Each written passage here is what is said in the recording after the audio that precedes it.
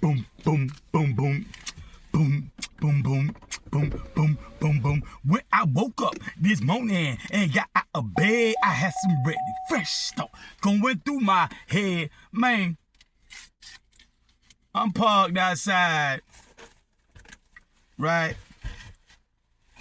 Somebody's building, right?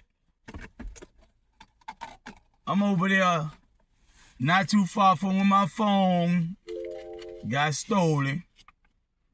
Coincidentally, not over there to start no sugar honey iced tea for my phone getting stolen. Minding my business, waiting, right? Now, I fall asleep. I'm in the car, in the auto. The car is idling. It's on. Headlights off, but the car on. I fall asleep. It's like 10 minutes to 5 now, 20 minutes to 5 a.m. right now. So I forgot what day it is. I gotta touch that. I don't want to touch that screen. Trying to see what day it is. I forgot what the day is. What the day is? It gotta be Tuesday or Wednesday today. Can't be Monday.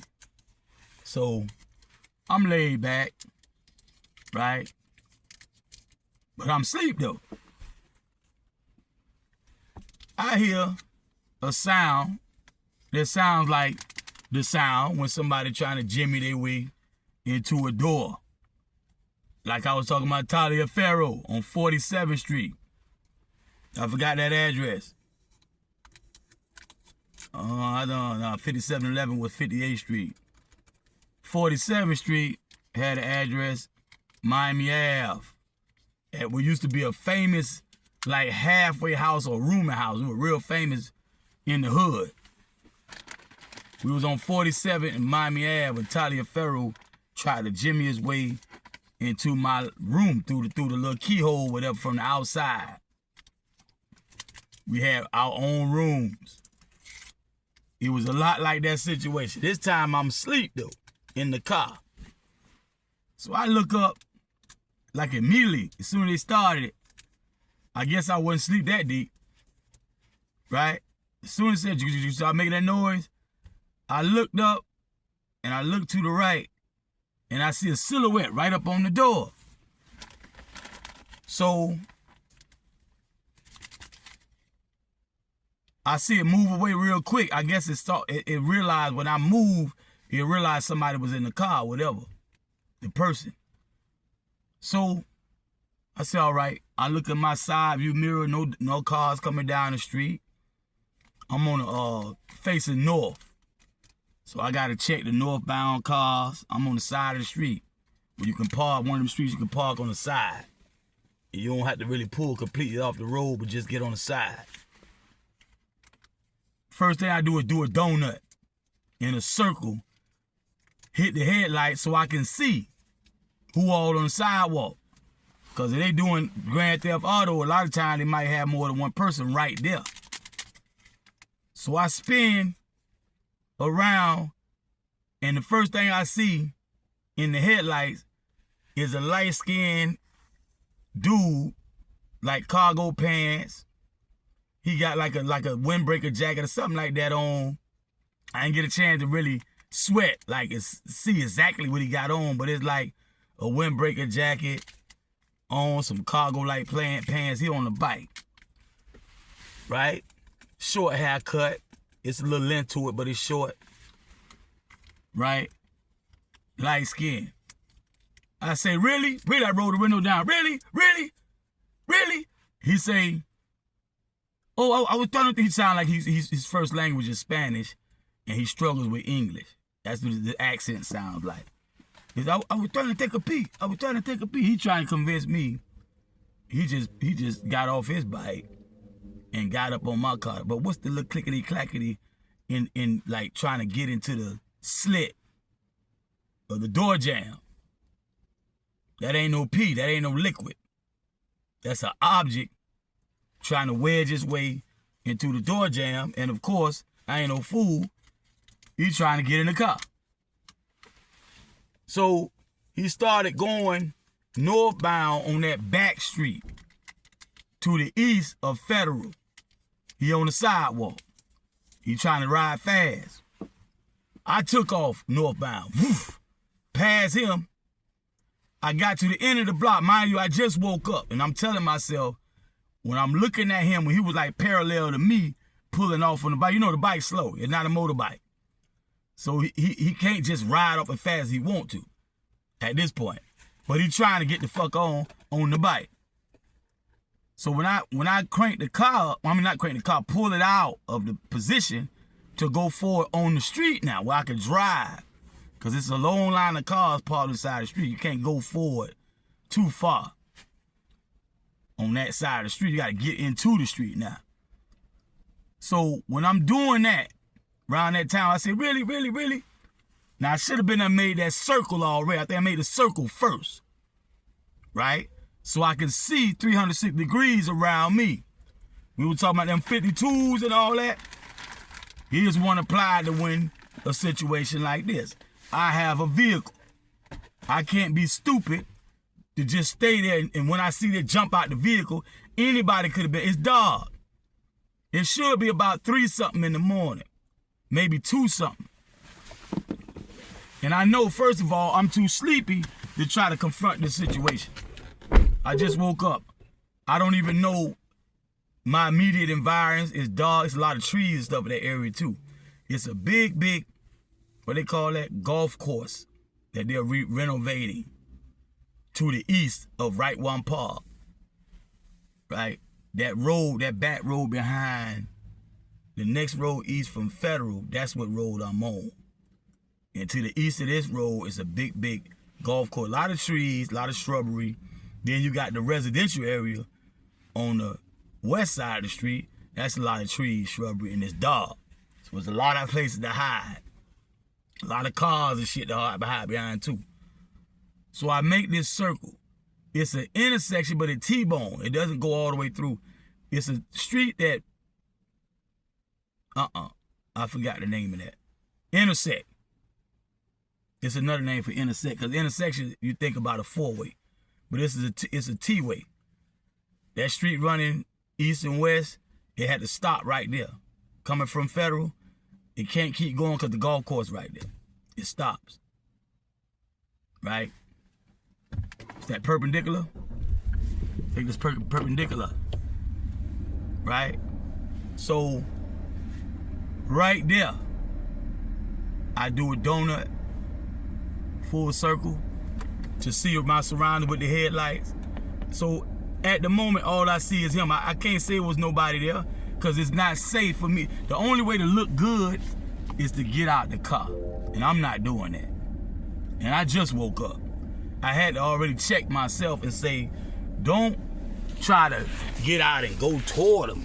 Like my first instinct, right, is to get out and go toward him. And no, that's not wise. You see how he's dressed. Even if he was dressed that way, it could be something laying in the grass or something for all I know, leaned up on the pole, on the fence or something, whatever. He could be in the car with sticks and all kind of shit. I don't know what he working with. Might be somebody out there too with him who just ain't say nothing, creeping off, edging off, because they feeling the same way I'm feeling. They don't know what I got. I'm in the vehicle. They probably didn't anticipate I was in. That's probably what it was. He didn't think.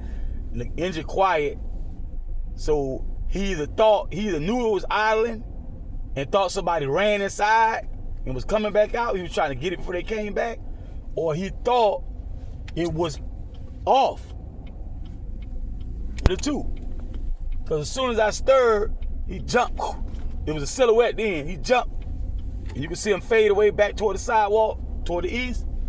I hit the lights, got in the street, hit a circle. He gets highlighted in the high beam.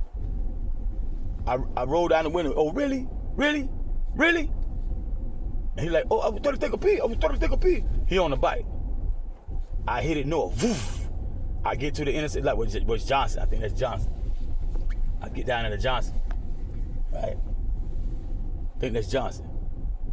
And I turn east on Johnson, but I turn back facing the sidewalk so I can light it up. So I see, of course, he didn't keep going. When he saw me flush it down the street, he wouldn't go that way. He stopped and went another way. Because I don't see the bike coming up toward Johnson. So, in all honesty, I'm too tired to even call 911. That's why I fell asleep. And it's not good to have interrupted sleep. The fire department teach you that. And what they call that, when you get your CDL, you need to try to get at least around about 8 hours straight. Some people can take less, but if you know, you know. If you're not that one, you need to get your 8 or better. Because sometimes you be backed up on lost sleep, right? So I know my mind is not right to be trying to, and I know with the crackers, they'll fuck around and turn around on me. I'm already angry, right? I'm likely to say whatever come to mind when I just woke up. So I'm like, well, you know, I'm gonna let that ride. I finally got down the street in some light, right? And looked, and it didn't leave a mark or nothing, or whatever. It didn't morph the door or nothing. Whatever he had, it was just now trying to work in there, making that clickety-clack sound. It didn't scratch or nothing. So there's no real damage to call the insurance company about. So I said, I'm not gonna call. Plus I'm bushed, right?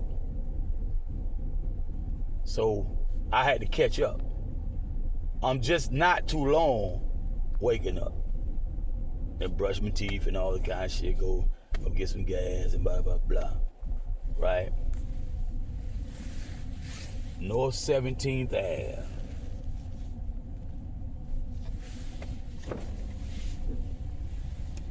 In Johnson.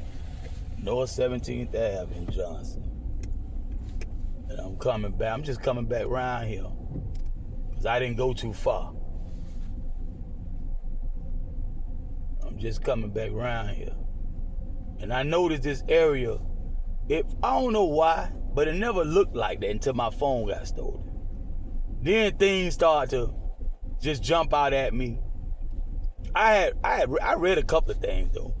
But I was surprised. When I read it, I was like, damn, you know, it's like that over here? Because it's a really nice area. I'm on the exact street I was parked on. What we said, North 17th? Right, I'm on the exact street I was parked on, nearing the exact spot.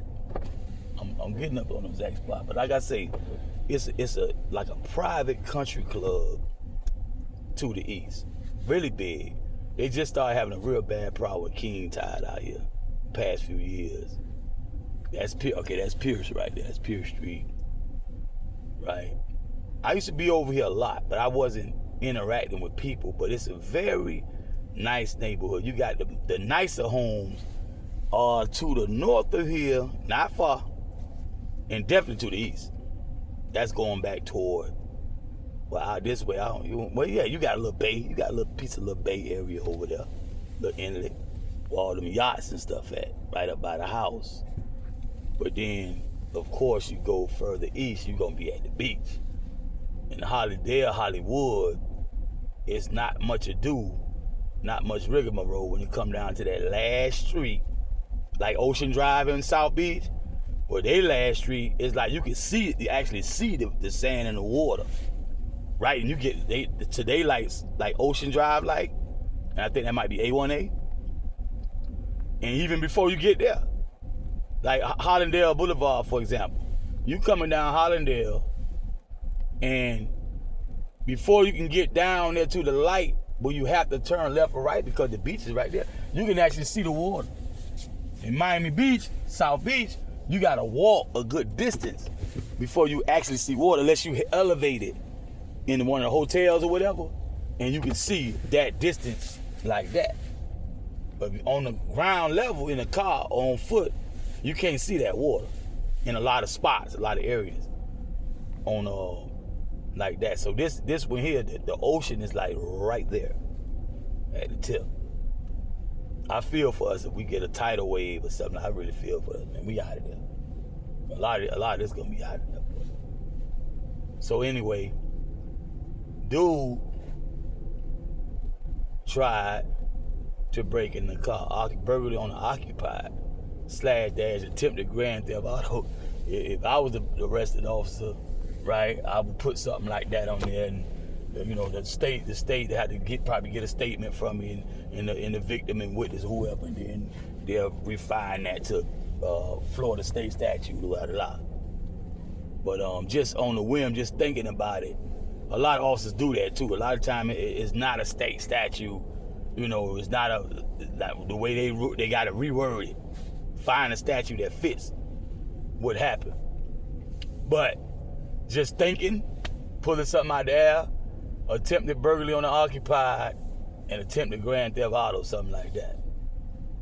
And yeah, my first instinct was to probably just get myself fucked up, putting it in paw, maybe cut it off, you know, jump out and go, hey, yo, and that'd have been real dumb. You know, real dumb. Only thing justified is the anger, but that move would have been very dumb. It's still dark right now, and it's about 5 minutes to 5, and we ain't hit 5 o'clock yet. Right? Now I'm getting up in the area about to approach, I forgot the name of the street, might be Pierce. We already passed Fillmore. I was meant to look for Fillmore because I was mentioning how that's Polk Street, right? I mentioned how one of the few things I heard about this area when I was over here heavy, like living and all this stuff, I was laying my head in the area, Tyler Street here. You coming up on the park at Young Circle. It's a one-way, this part is a circle. So you can only go one way on the circle. Right? And that's the park at Young. The park at Young Circle, I think that's what they call it. The park at Young Circle. That's where my phone got stolen. So anyway, what I read in the paper was that a woman was found near Dixie, deceased, murdered, and not too far from Fillmore. I think it was Fillmore. I just passed Fillmore. And that jumped out at me. I was like, whoa. Cause like when you're in the area, it's a gorgeous area, especially even the older homes. When you go on the other side of the tracks. Yeah, I said that right. It's a train track, right? Yeah. By Dixie, it's train track. So the other side of the track, even though over there, it's just a nice feeling. It's a peaceful feeling when you hear. And you always see, like, you can look at a person and tell that they're not sleeping on the street, they're not strung out, you know, la la la. It's like school children like age and college children age, and you got professional. It's a lot of small businesses in this area. Hollywood Boulevard. This used to be the joint back in the day. A lot of people used to come from Miami to come to Hollywood Boulevard. Larry Dahl, the comedian. And singer and musician, band leader, singer, musician, comedian Larry Dahl. He still puts on a lot of joints here on Hollywood. Down this way toward the park at Young Circle. It's to the west of the park at Young Circle, up going further up Hollywood. That's where all the jams was at. And they still pretty live, but you know, this not my crowd. I'm born in 73. So, you know, you got older people who come out here, but we ain't out here like we was back then. A lot of us out of town, stuff like that. My whatever you want to call it, alumni, School of Hard Knocks, alumni, whatever. Many of us are not. You know, I never cease to look for that crowd, and I never find it. You know, even in the older version, like they just dispersed. And like I mentioned, the government here is largely Hispanic. Like the key positions of power, largely Hispanic, and how they went to trick all the different tricks they did to get the demographics to read Latino, what they call that? Majority. Because they themselves being Latino, Hispanic, they trick it up so many different ways to get a actual physical majority. When they fall short there, they do other tricks, right? So that way they can make people have the idea when it comes to voting and all this kind of stuff, to think with Latinos the way to go, because that's the majority. Let's ride with them. That's where the power is, blah, blah, blah. It's just a lot of mind tricks and whatnot they play. and even physical tricks like big large boats with immigrants on them looking for seeking political asylum. They used to turn big barges. Like that's a huge ship, very huge. They'll turn it back if it's full of Haitians. All them dark skinned, they'll turn it back around. They just got here. Doing Aristide, Papa Duck, Baby Duck, all that. What that, Duvalier? Papa Duck, Baby Duck, Duvalier, Aristide, all them. All throughout them years. They was turning, but they'll let a boat in with Latino, Hispanic, Latin. And a lot of different Latin countries, not because Cuba, they got the wet foot, dry foot, so bum. But sometimes they'll intercept them out there and they ain't got that dry foot, they'll let them in. So you got it's a list of things. Got to get somebody that knows, that run off the top of their head, one of them Nation Islam Muslim, Muhammad Mars number 29, somebody who can run off the top of their head in a split second. 2-3 seconds, they'll be done said it all. Yeah, 5-10 seconds, you know. Well, this issue probably take a minute or two, right? But like I say, area is gentrified largely. There's still some black here and there. It ain't, the concentration of black ain't as heavy as it used to be. I was raised, you know, coming out here, thick Bahamian, definitely Jamaican, other island, other Caribbean and blah, blah, blah, and other states and cities outside of the state of Florida, black American, quote unquote. You know, that's what you would find amongst the many Miamians. Well, actually, this is Broward. So Hollandalians, whatever you call people, Hollandale, Hollywoodians, right? I started playing that area largely when Blue Door Management, and it looked like the police force, City of Miami Police Force, had kind of like teamed up, but it was like other issues, not just at that apartment. It was other issues like the bike situation at Selena Hotel, where the 2 City of Miami cops came out there. It just was so much shit where I could see plainly that the authorities would watch it. Like the Glorilla. Glorilla, right? She had a burglary or something happen to her house. A home invasion. In the state of Florida, they call it home invasion. Somebody was there. A resident, one of her people was there. And somebody burglarized, home invade, whatever. And instead of going to find out, well, who is this? Oh, wow, woo. And that's happening a lot to Hollywood and entertainers and stuff. That's happening a lot, especially in California. The state of Cali, Cali's the state. LA's the city. So they go after press charges against her. And it's a lesser charge at that. Not the felony, class, whatever you call it, A felony, whatever you call that job, violent crime type of thing, there, potential death and all that. They go out to something less. That's about to go into civil court, if anything, because Trump is talking about legalizing cannabis all around the board. They should have been doing that, right? While he's still in office, making hemp cannabis legal. So it was some cannabis there, I think it was. If I'm not mistaken, don't quote me on that. You got to go check up, read up. So it was a lot like that, but it was like all the time. It's so many antagonists. Like I said in the prior post, I ain't hardly getting no flack. Matter of fact, this situation right here this morning, that's about as close as I came to a real street guy giving me some problems. Like, well, you could really say, like, yeah, that was definitely. Now, I did mention the fact that I was moving a certain way where I wasn't underestimating the streets. I wasn't sleeping on the street. So I had to be proactive about that. But still, you can still be touched. You can be got at. You know, so these last 3 years, because it was January. When that roof caved in, that was like early January 2022. For the last 3 years, I was like on the lam, in the streets, getting hotel. That shit is very expensive. The fees of that hotel, I could have been leasing something for like $4,000. It fluctuates because of those holidays and stuff like that. The tourist season, they go up sky high. So I had to secure something close to the apartment because they had me in limbo. And I needed to get there to get the maintenance man or whatever the key to get in, like keying me and myself, stay around till they finish for the day, all right?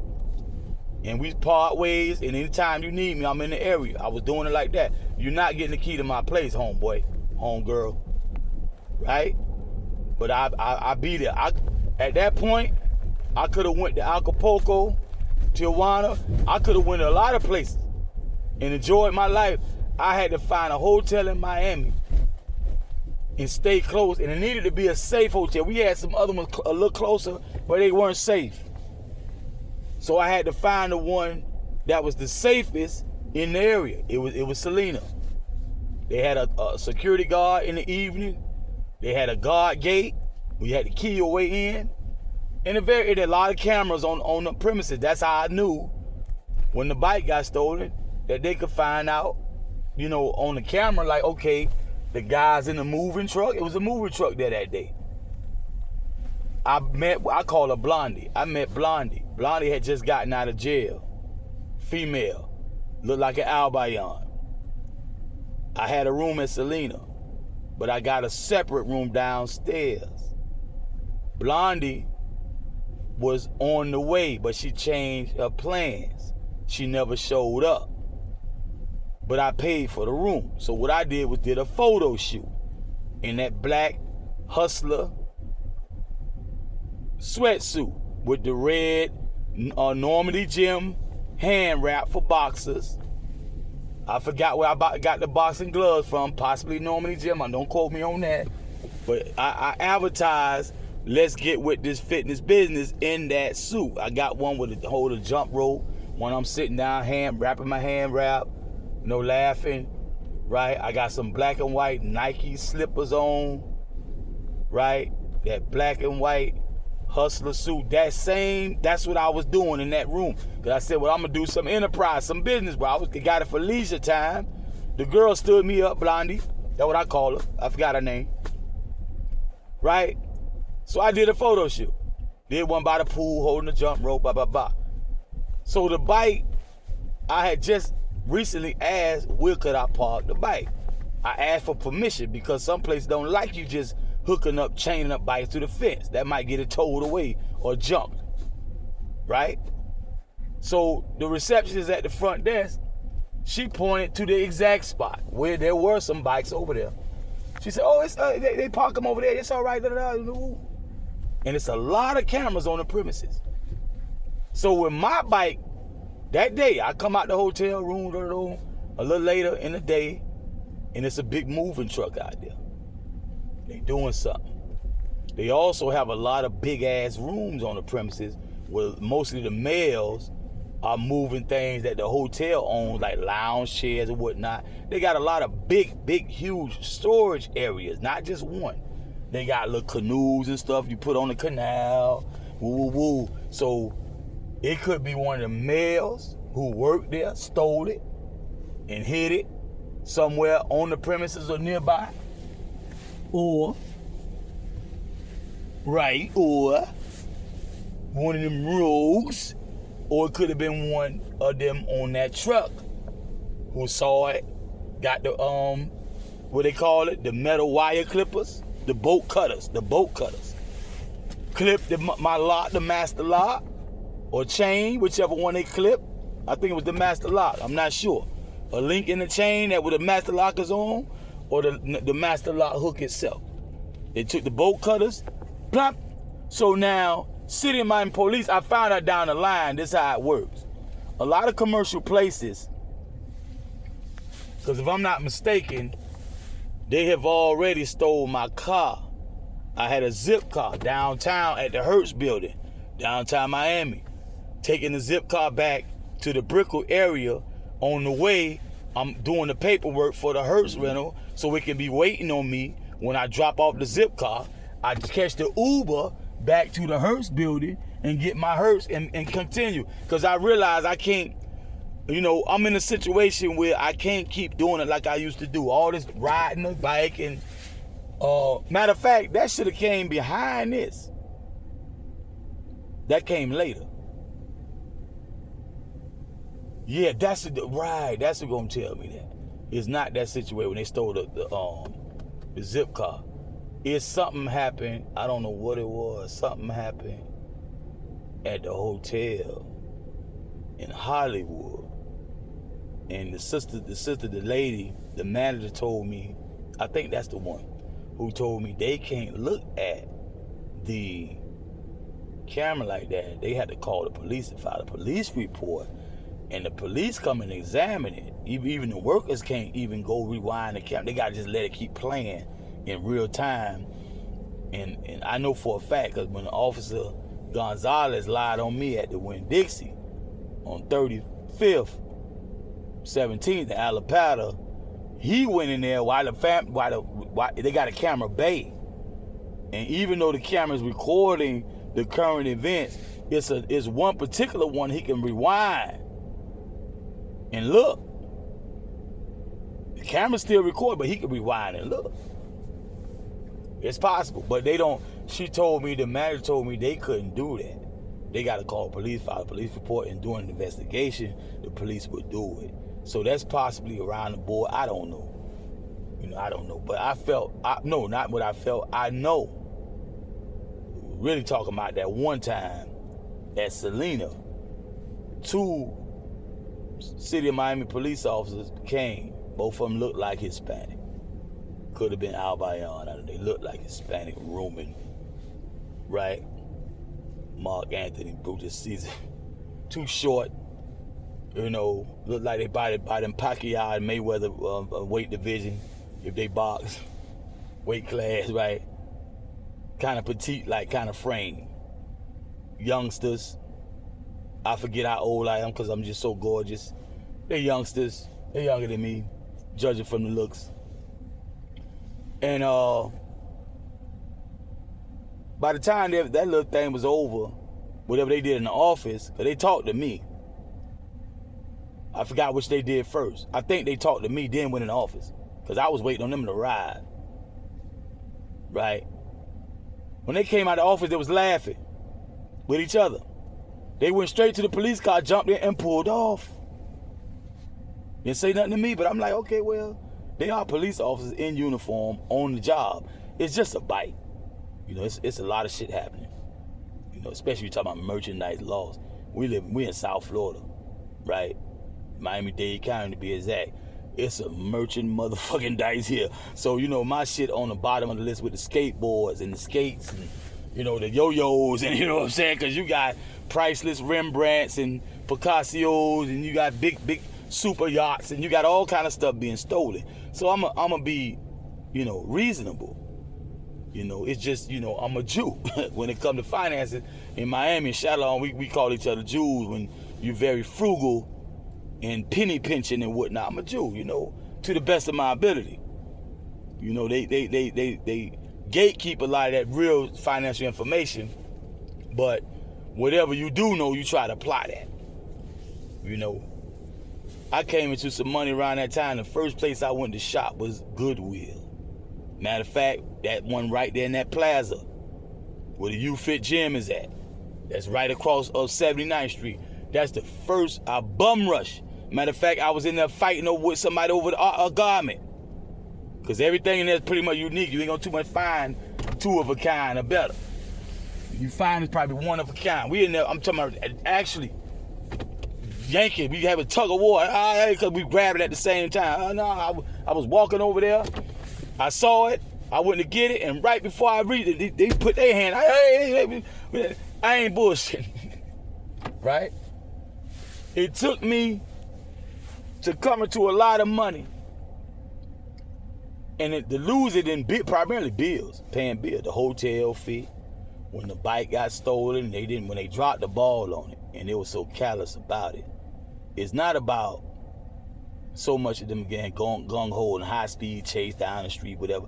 It's the fact I know that you saw who got the bike, because I had a time frame. I knew the time I got back. I was judging from the text messages and the time I got the hotel room. It was a certain time. So me and Blondie texted each other. I got the hotel room. I know when I locked that thing up and went inside and took a fresh one. I'm in the shower. Because I don't know what this might turn into, because she talking like she might come through soon. So I might knock her down, right? I'm anxious to find out what she about. She just got out of jail.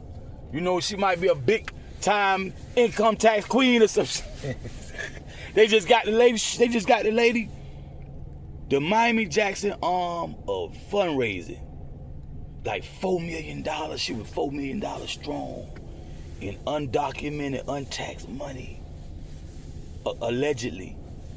You never know who around you got liquid cash, right? Getting that money, you know what I'm saying? I'm like, you know, why they over here, them gatekeepers, them butt breakers, on that tip, you know, I'm on the PI, you know, Deuce Bigelow, Mel Gigolo, you know what I'm talking about? You know, the things that heterosexual will do. So, you know, I ain't gonna too much finesse no dude, you know, lay up with no dude and be no boyfriend with no dude, like Fabulous and Puffy singing them happy birthday and all that job. But, you know, a female, you might stumble across, you know, ghetto queen, you know, like that's another generation. Miss T, that's more like my generation. That's Harlem. It's another one, I can't say her name. Her dude got knocked off, she was big time. Her dude got knocked off, or whatever, jail or death. Then she got with one of her dude friends that she met through the dude, but dude was like, he introduced her to that man. And he really was impressing upon her to get to know him. He was teaching her the ropes of the game. It's almost like he knew, of course, you know, his time might come any day, so he felt like somebody needed to inherit his empire. So the female he trained up to inherit his empire, he also like romanced or whatever you want to call it, but he also was hooking up, he wasn't no player hater. Not by a long shot. He hooked up with some key figures.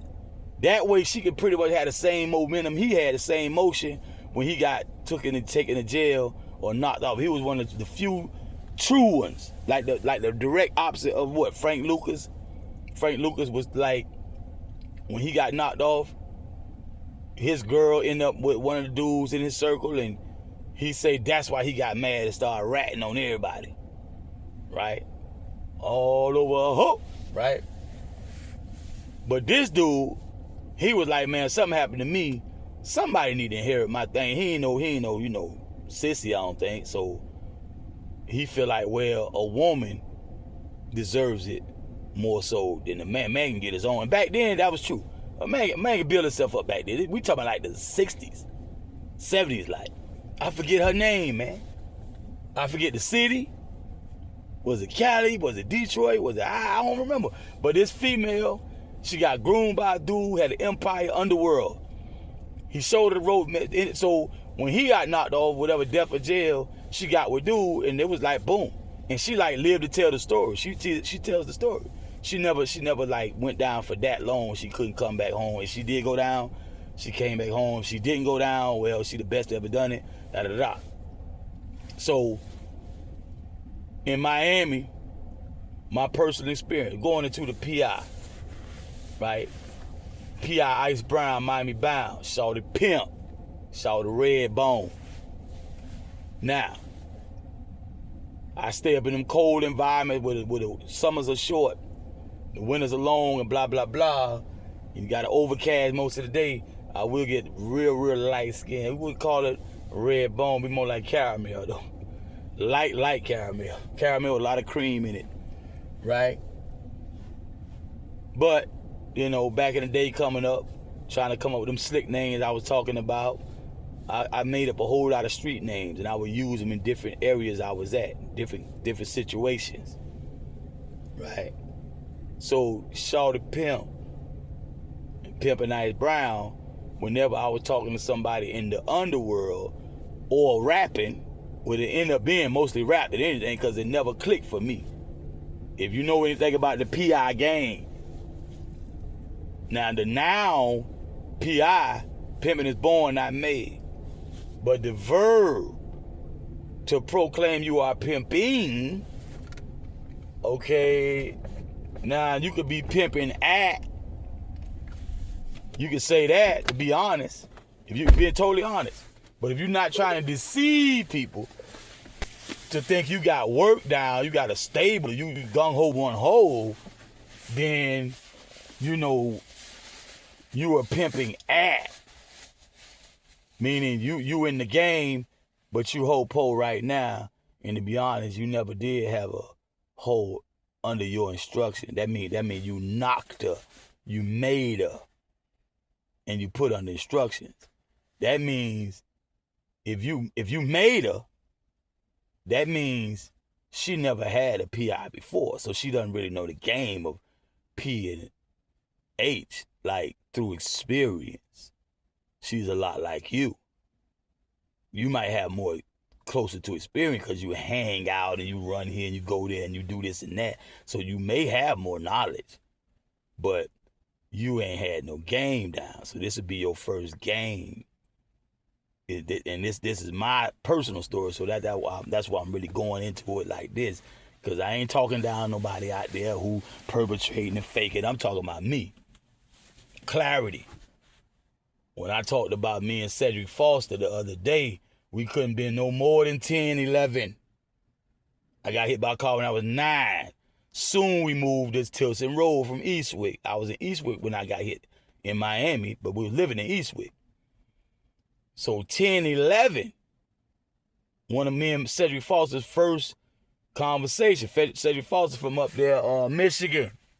So he used to claim he got more Motown, you know, gang sprinkled on him. He rubbing elbow with Motown, cuzzos and whatnot, you know, classmates and da-da-da. Now, so, you know, that focus, that aim, that inclination, that been with me like as long as I can remember. Once it came into my mind to even do that. And of course, with me, personally, the idea was more so like I had to see it. For me to see like, oh, that's something that can be done. Okay. That's something some people live like that. Okay, I see that. I see I can fuck with that, you know, woo. So I don't have stories to say like, well, I was always, you know, shrewd and I always getting money out of a woman, you know, getting candy from a little girl and finessing my mama. You know, I don't go like that. I was more the standard, well-behaved kid. And for some reason, a lot of females, when I was young, I was one of the first guys my age that I noticed they kind of like gave the cold shoulder. We were real young. And we'll be in class, and everybody else getting the same treatment we've been getting in first grade, second grade. It'll come like third grade. I'm talking about early. A lot of chicks just kind of almost like they just didn't like me. And I'm like, well, you know, you can't get them all, you know. But I noticed that. So the next year, I would notice that, and then I'm like in the 5th grade. And like in the 5th, that's when I met Carmen Holmes. Carmen Holmes, aside from a few people like Derek DeAnthony Brown or Cornelius Stevens, people I had already went to school with, he was one of the ones a lot of girlies like really like. Like, he's a heartthrob. So I remember a few girls like kind of like low key trying to pit us against each other, but it was more so not like the two popular guys. It was more so like I'm like the ugly duckling kind of like that. I done started wearing them glasses and shit, thick ass glasses and shit, right? So I ain't tripping. I ain't never been a player either. I ain't never been easily manipulated and all this kind of shit. Never fall for them games. I got my conduct in school was excellent. He used to actually give us E. That means excellent. Sometimes they give you E+. Like this nigga is an adult in his character as far as the things you had to deal with 2nd, 3rd, 4th, 5th grade student. So I ain't getting wrapped up in all that jive. I'm just, you know, it ain't about the trouble you're gonna get into so much as just, it ain't me. And it's like I want people to see me. I know I'm a gem. G-E-M. Right? I want people to know, you know, the wonderful person I know. See, player days for us, we got to remember, I'm born in 73.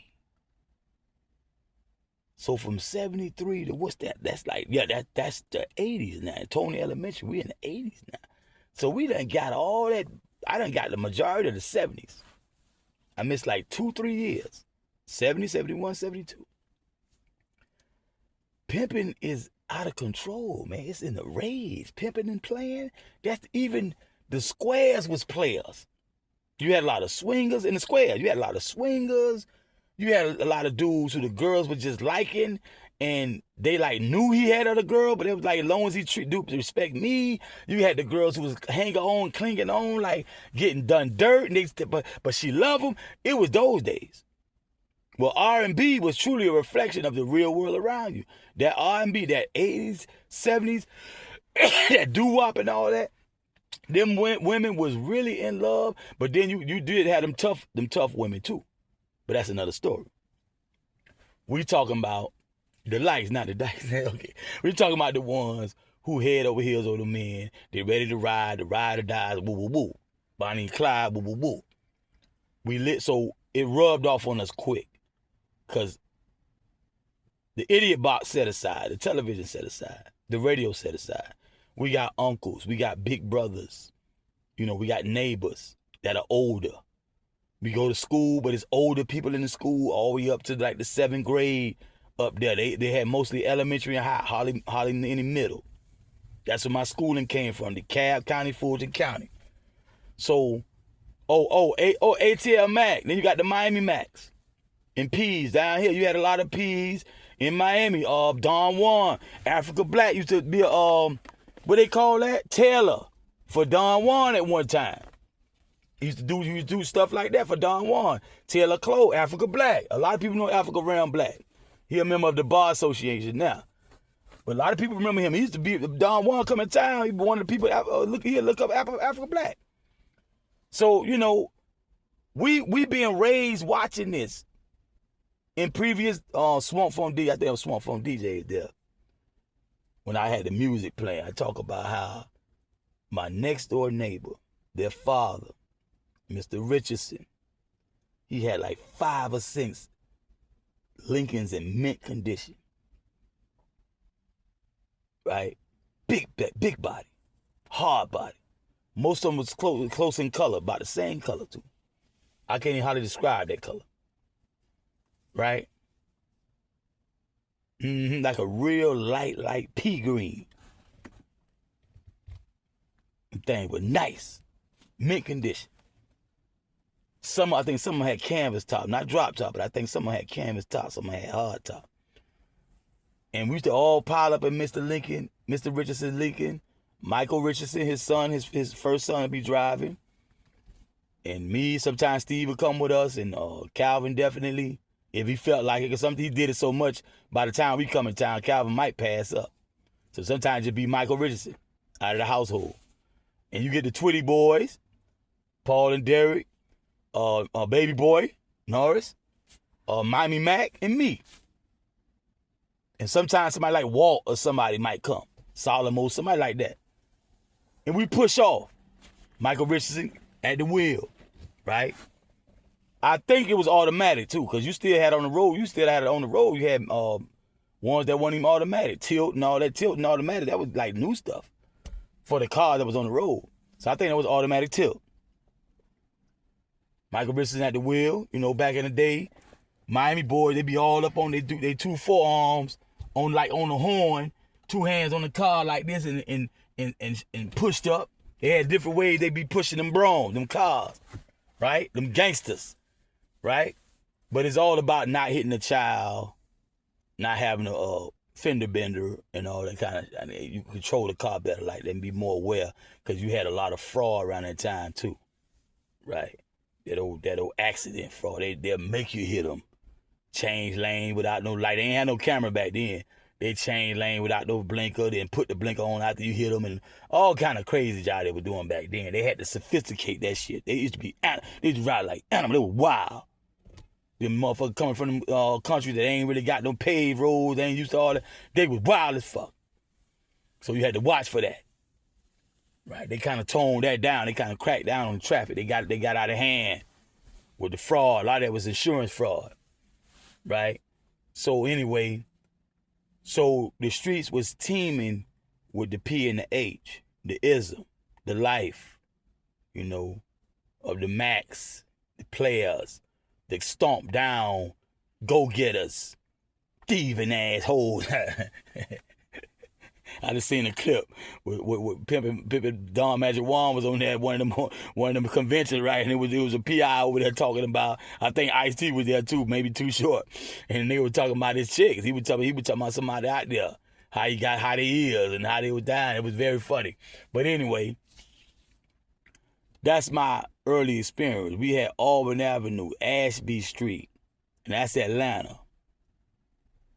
And that was like cliche, because a chick can go anywhere in the world if she is smart herself, or she has some good training from a good PI, good Mac.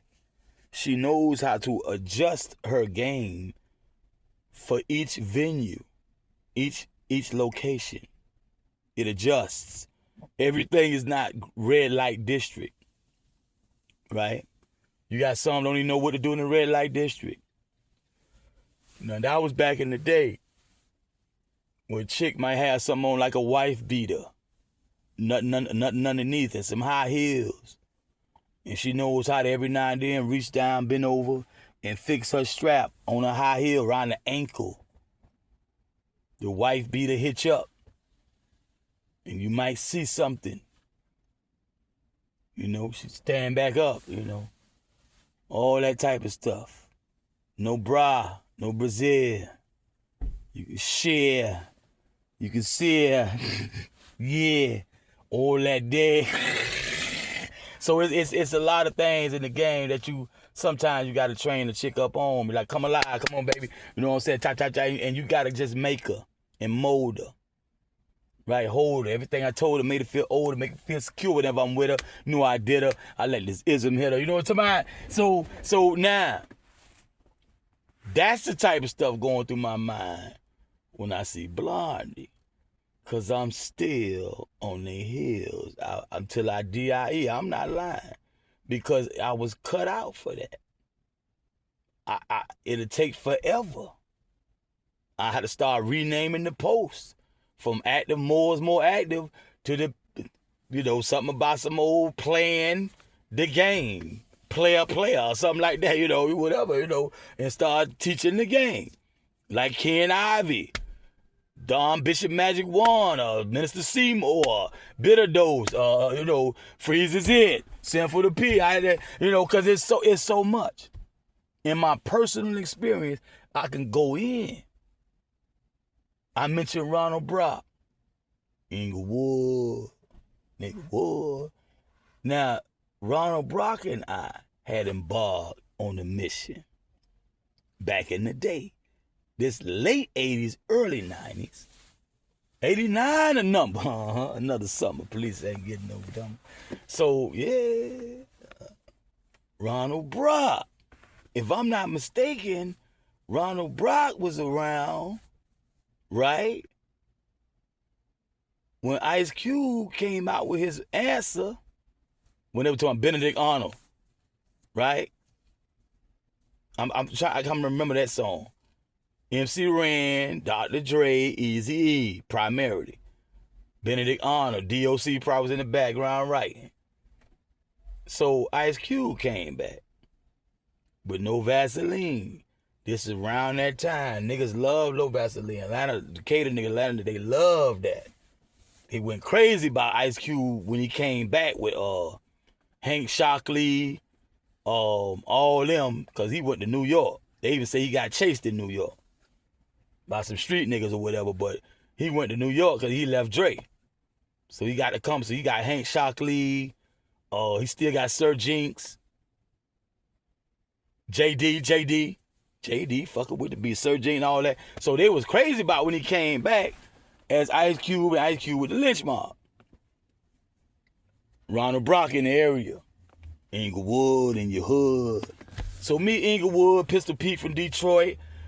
This around the time I told you YBI, they done crossed me. It been a few years too. Because that was 88, really and truly. And I didn't fall all the way out. I didn't fall all the way out totally with YBI or down by law.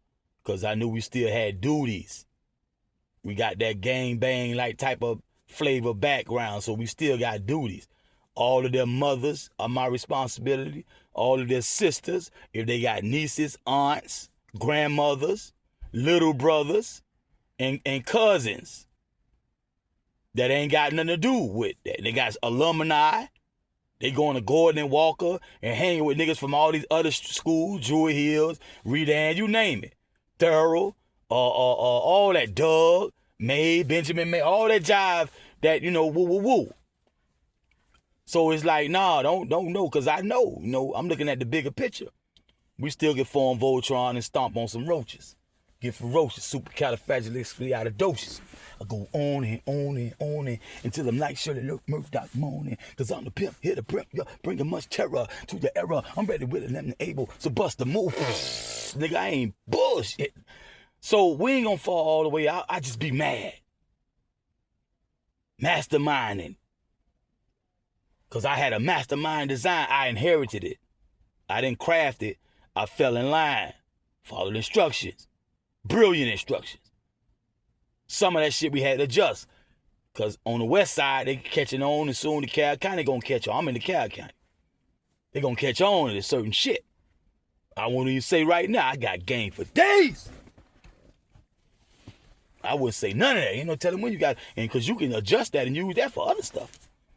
Right now, we doing that. Right? I fell out YBI. Down by law, I didn't fall out, but it kind of fell out because we fell out, but we didn't fall out officially. So we'll still be grinning each other face, woo. No mind more like a nod until somebody say something funny. Because ain't a damn thing funny without that cold cash money. Right? I'm running with a lot of dudes from out of town. Majestic T from Chicago, Chi-Town. Got another dude from Chicago. Out there in Gresham Road, from my brother-in-law, Ailey, Aaron Ivy, right? It's just so much. And it's more and more. You know, from every circle of cliques, I got people, I got bonds, you know, that I take, you know, in seriously. And it got to the point, it's getting to the point, I thought it was a joke. Because what I know is, Gary Evans and Randolph White, especially, want to see me get my ass whooped. Because I kind of cheated in two ways when I convinced them to box with gloves. One way I cheated was I used bad gloves and I gave them boxing gloves. 10 ounce, like whatever you call them, the big fluffy gloves that they use in the ring. Ali and them, Foreman, Ali, Thriller Manila and all that, right? Rumble in the Jungle, right? That's one way. That was dirty. But they older than me. They like a year older. They bigger. They taller, right? Heavier. I figured, you know, shit. Also, we wasn't supposed to be hitting full force. And for the record, they say I was the first one to do that, but I think because they bigger than me, it felt like they was doing it too, so fuck it. That shit, nigga, hit like that. Nigga, I'm giving my all. Nigga ain't finna just whip my ass. Now we gonna box. It's gonna be a challenge. So what happened, neither of the two wussed out. Nobody punk out. So when I escalado, according to what they claim, they escalated too. Some old girl, she in the sliding glass on the back. I thought you guys were gonna hit hard. Y'all be careful. Y'all need to stop. We going at it. By this time, I think we had already started smoking. I'm not sure about that. Maybe. I'm not sure about that. Maybe not. But we got tired anyway. We, the chest burning like a mug. And we were still boxing at the time. Soon, when we started smoking cigarettes, we started with Newports. All the older guys tell them, hey man, why y'all fucking with them kids? They fuck with bitches in whole cool Salem, right? Salem Light. It was the young guys only best with Newports. Right? So we the young guys. I'm in like 5th grade. They 6th. If I'm 5th, they 6th. They 1 grade up above me, 1 year older. So we was boxing till our hands were down. And mind you, we don't have a lot of pointers, definitely no training. You know, we don't have a lot of technique and all that. We just going for what we know. So we gassed out real fast. But if you watched it, if anybody who know, they be like, yeah. Now it's time to start telling them something. Because everybody got flaws, but they see you got the heart of a lion, mind of a wolf, right? Now, ever since then, I noticed they kept trying to finesse me in a situation where I fight big niggas like Terrence Harris, first of all. Terrence Harris was introduced to me. He's a cousin of Mike Murphy. If you know, you know. Mike Murphy was branded the leader of Down by Law. And hardly anybody contested that. When the news media started doing it, ain't nobody arguing it. Well, whatever, shouting. Because Atlanta niggas are known for not really wanting that spotlight like that and not wanting to go down at the kingpin and the top guy. Because that Georgia court, in Georgia, man, they really give you a lot of time. And Mike wasn't no fool about it either, so he made sure not to go to jail for gun charges and murder charges and bank robberies, all that stuff I thought. But I found out quick, Mike ain't with that. You gotta go find somebody else. I ended up on Gresham Road with some people I met through my brother-in-law. Right? They were too old. I could tell how they act, you know, in their mind, you know, they too old. So I ended up not getting much of nothing if it wasn't with my brother-in-law. May Allah be pleased with his life service. He's deceased now. Aaron Ivy. That's when I so-called came off the porch and graduated from Candy, you know, Mad Magazine, Crack Magazine, Archie Magazine, you know, little petty job at the store. Right? So now, here we go. Terrence Harris, later. Because like I said, Terrence Harris, Randolph White, Mike Murphy, them the only people I ever knew to talk that bad about a motherfucker and stay friends and be laughing the whole time.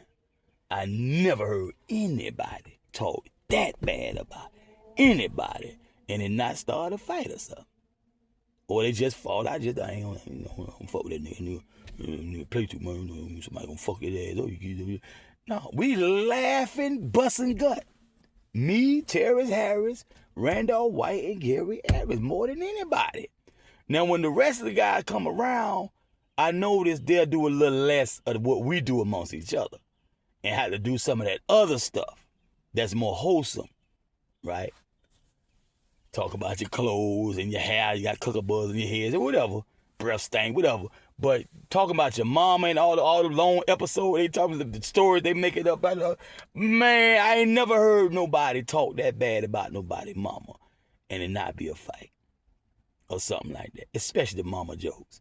Your main girl jokes and all that kind of stuff, and a homosexual joke, calling you a homosexual and all that. A lot of guys wasn't with that. So I knew I had some good friends. But Terrence Harris, later, they tell me how well he can fight. Well, Terry can thump. And they described some of the fights he had. Like, it was most of them were wrestling matches. But the guys are actual wrestlers who've been taught by wrestlers who are old and more experienced, who have combined years of experience, like 70, 80, 100 years. Because you have X amount of coaches at school, and he started as a youngster, then he got in high school, some of them going to college. These are the type of guys he wrestling.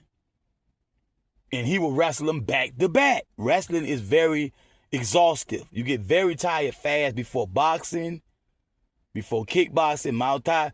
Wrestling is the one that gets you the most tired. Right? Now, judo, a lot of times, if they can wrestle on the ground, it's pretty much the same thing. You know, judo is to sweep you off the ground, throws and sweeps. And on the ground, they might wrestle for some type of lock. Jiu-jitsu type lock. Wrestling, though, American wrestling, player. If you know, you know. This dude used to wrestle back to back. with wrestlers, very good people, good on their feet with a woo. They knew the figure four, all them things they was doing on WWF, NWA back in the day. I forget some of the names of them, but you had figure flow, clothesline, just coming off the top of my head, full Nelson, half Nelson, all that wrestling stuff, body slam. He getting down. And he also, I seen that part, he could run very fast. If you look at him, you wouldn't believe he can move that fast. His body doesn't, it look like a body you would put on a defensive line, offensive line, defensive back. But like some of them defensive backs are, and offensive linemen are, he had what we call dip. In Miami, you call it dip, D-I-P. I saw him blow guys that ran high school track. That was high school track stars, like. And they had on track suits. He had on jeans, uphill. They running uphill. That dude wasn't no joke. So what I realized, me being a Muslim, me being studious, me being kind of like serious-minded, very intelligent, they probably thought that, I once I get to know people, I let them know quick. Back then, I'm a heterosexual. You know, I G-check, I check, anybody, I realize we be, I don't know these niggas like that. So we get this, I realize we getting very friendly, but we finna find out right now. I got homosexual friends and neighbors, but it's certain things I say around, not when they not around, I won't say when they around. Certain ways I play with a heterosexual, I ain't gonna play with a homosexual like that. Right? Because the minute that person violates my rules and cross my line when it comes to that jive, I'm gonna get off. And I ain't gonna have their brother and their daddy talking about you be playing, you was teasing, and you lured him and you broke his heart, all the crazy job, crime and passion. No. What happened is what I say it is. And ain't nobody gonna be able to say, oh, they was lovers, or he was flirting a lot and he had him thinking. He was trying to finesse him out his lunch money and out his chocolate milk and da-da-da. No. So I hurry up. In fact, because I know we very, very, I'm already like it before I meet these guys. I come from out of Eastwick, Columbia Elementary. If you know, you know. Columbia High, where Chris Tucker is from. What his name? Chris Rock from the area. I didn't know that for a long time. Chris Rock from the area, but Chris Tucker from Columbia High. If you know anything about Columbia High, by the time I got on the campus, it was just starting to water down with the underclassmen, but the upperclassmen was still there like the 12th grade. And probably say juniors. Juniors and seniors, they was off the chain. But the ones who had just graduated and had long since, they were the worst ones. When it come to comedy, you couldn't stand around them. You couldn't see. You be on the floor, holding your stomach, eyes shut, can't even breathe. That funny. No joke. And I knew a few people like that myself. Aaron Ivy was like that. I took FTW, Manhattan Mad Men. I took Brick City, North New Jersey over there. And seemed like somebody else was probably Derek Whitaker from Albany, Georgia. Man, them niggas couldn't breathe. Now, he was like Gordon and Walker, but he was like a delinquent. He wasn't even truant. He was truant. He wouldn't go to school. But he was like Gordon Walker-like type before they turned that to McNair Senior and Senior and Junior. He had them on the floor, couldn't even breathe. Sometimes I had spells of that too. But they was laughing so hard, they couldn't recover from the first time they started laughing. And every time they thought they was catching their breath, he'd say something else and send them right back into, he effed them up. And he's just sitting there just calm and cool, smoking his Newport, sipping on his alcohol, or might have some reefer that day. Man, I BS you not. That's how it was. So, my upbringing, by me being, that became Eastwick. I didn't know I was gonna end up that tight with Eastwick like that, because when I was raised over there, we was at Muslims' houses. Sister Baina, Bahija, or something like that. Mubarak, the mama, Jamila, them. Brother Sadiq used to pick us up and take us to school. About 4 or 5, his son, and X amount of other chicks, whoever needed a ride, Brother Sadiq and his wife and his son, I think it was just a son. And Salim them, I don't know if they was Muslim or not. Jocelyn, Elizabeth, Salim them, I don't know if they was Muslim or not. And Brother McCall, I think Ibrahim was his name, the one who taught science at Sister Clara Muhammad. He stayed in there. Mama say Brother Jesse stayed down there. So it was Mac down there with Durkee and Ronald Fox, all them type of people. Whoever he was running with, the early hip hop crowd that when the hip hop bust out in Atlanta, he was running with a lot of them ones who jumped on the board early. I don't know if Soul Messiah was in Eastwick or not. I don't know. Like visiting or whatever. I don't know. But Durkee lived in there. Ronald Foster lived in there. And people like that. So that was Mac down the hill. I really couldn't go down the hill like that. I couldn't go past like Spanky House. Unless I was like down there like with Quinn lying up with the dip. That little dip. When it started, it's go down and it started kind of gradually go back uphill. So you got a yard, a big old grass yard. It's like a U. It dips. So I could play about right there. But a lot of times I got to tell her, well, I'm going to be da-da-da-da-da. And I forgot who my friends was back then. I forgot. But Scooby stayed right there. I think unless they, I don't know if they moved around over the years or what. But I knew Scooby. I knew Nod. Albert Allen, and a few other people from Kelly Lake and Columbia Elementary. So I didn't know. I didn't know when I got bigger like that, because we about grown now. So I don't know about nobody from the past, but I know how we is up there. We'll holler. Heterosexual niggas, we like, what's up? That's it. We'll nod. Sometimes we just nod our head upwards. That mean, what's up? You straight? You straight? That's it. And in all actuality, that straight meant a lot. Straight meant you all right. You need anything. 2.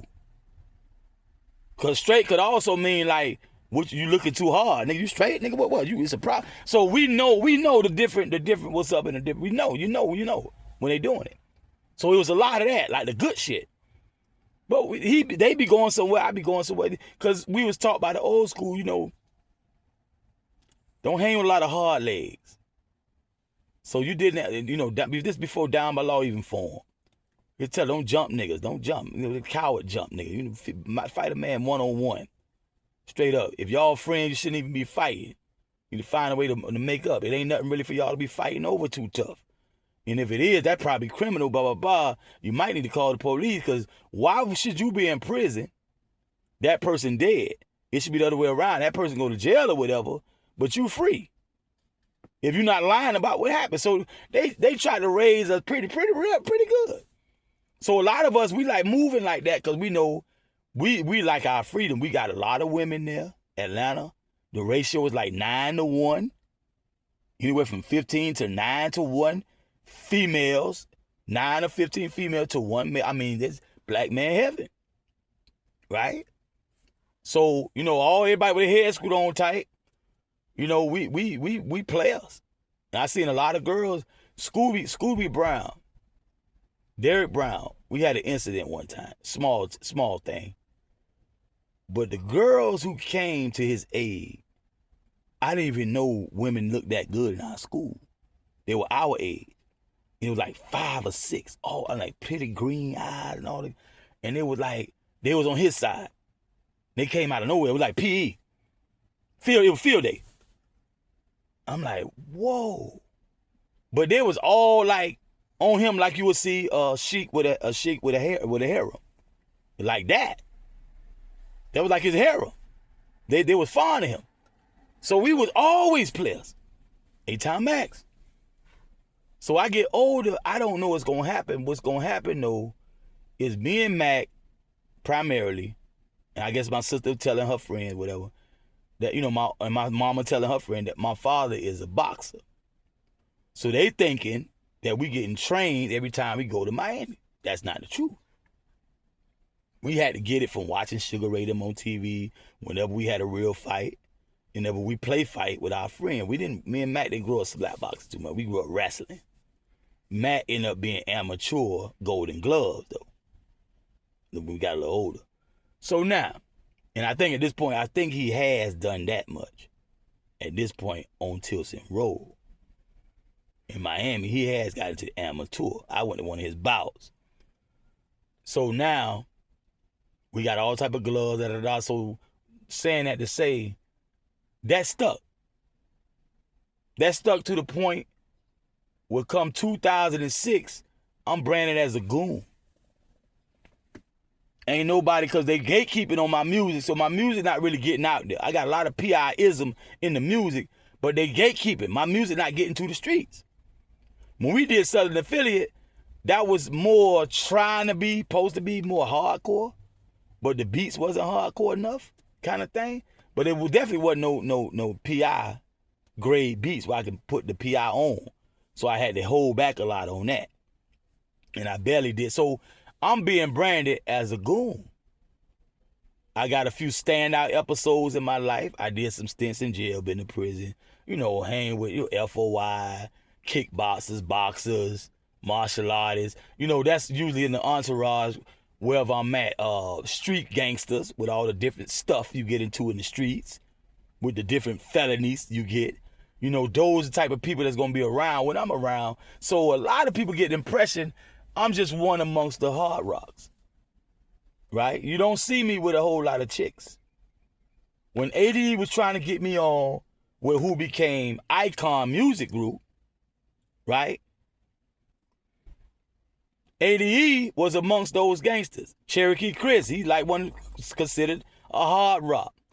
Dumont Tony Worthy from Overtown, he was considered a hard rock in Little Haiti. I don't know what his history is in Overtown. That's Vince, them brother, Art, and them. And they pretty much respected by the streets. Vince, Art, I forget some of the Chevy brothers. So those were the people. A Baby Boy had started getting more like street respect. Cause a lot of them DJ guys, they got street cred, they got backbone, that street. He was DJ, Pure Funk, Triple M, Vicious Funk, like that. Right? Ghetto Style and all them type of people. So these are only people I'm really with. Calvin, he went straight to the military, like out of high school. Calvin ain't no sucker. Michael Rich is more player, but he wasn't no sucker. Motorcycle Man, I was talking about him on the last post. Ended up getting deleted by his son's friends. Good friend deleted him in some BS. All these guys, and then my father and his father. It's like it's a dynasty. They military. They U.S. military complex. That would be a lot of people thought I was going, and they tried to starve me out so I could go. So a lot of that butt breaking and gatekeeping, a lot of that was because they didn't think I should be on the mainland anyway past like 18. They're like, what you waiting on? Uncle Sam wants you in their own roundabout way. Yeah, uncles, aunts, cousins, all that. Parents. My mother, only one who said it out of her mouth. I was about 18. Jamil out the blue one day. She talking to what? Mac. Jamil going to the military. She didn't say Mac going there. Mac in the industry. Jamil going to the military. I looked at her, man. Who said that? Who? I ain't never said that. And I damn sure ain't going. I'm for the Nation of Islam. My daddy wasn't born in no damn Nation of Islam. My daddy was born in the church. I was born in. You niggas was sworn in. Fuck around and get your whole clique tormented. I ain't playing. Idi Amin, nigga.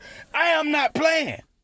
Thug Emo to come back. I am not playing. I got the assignment before Chief Rod laid out the specifics.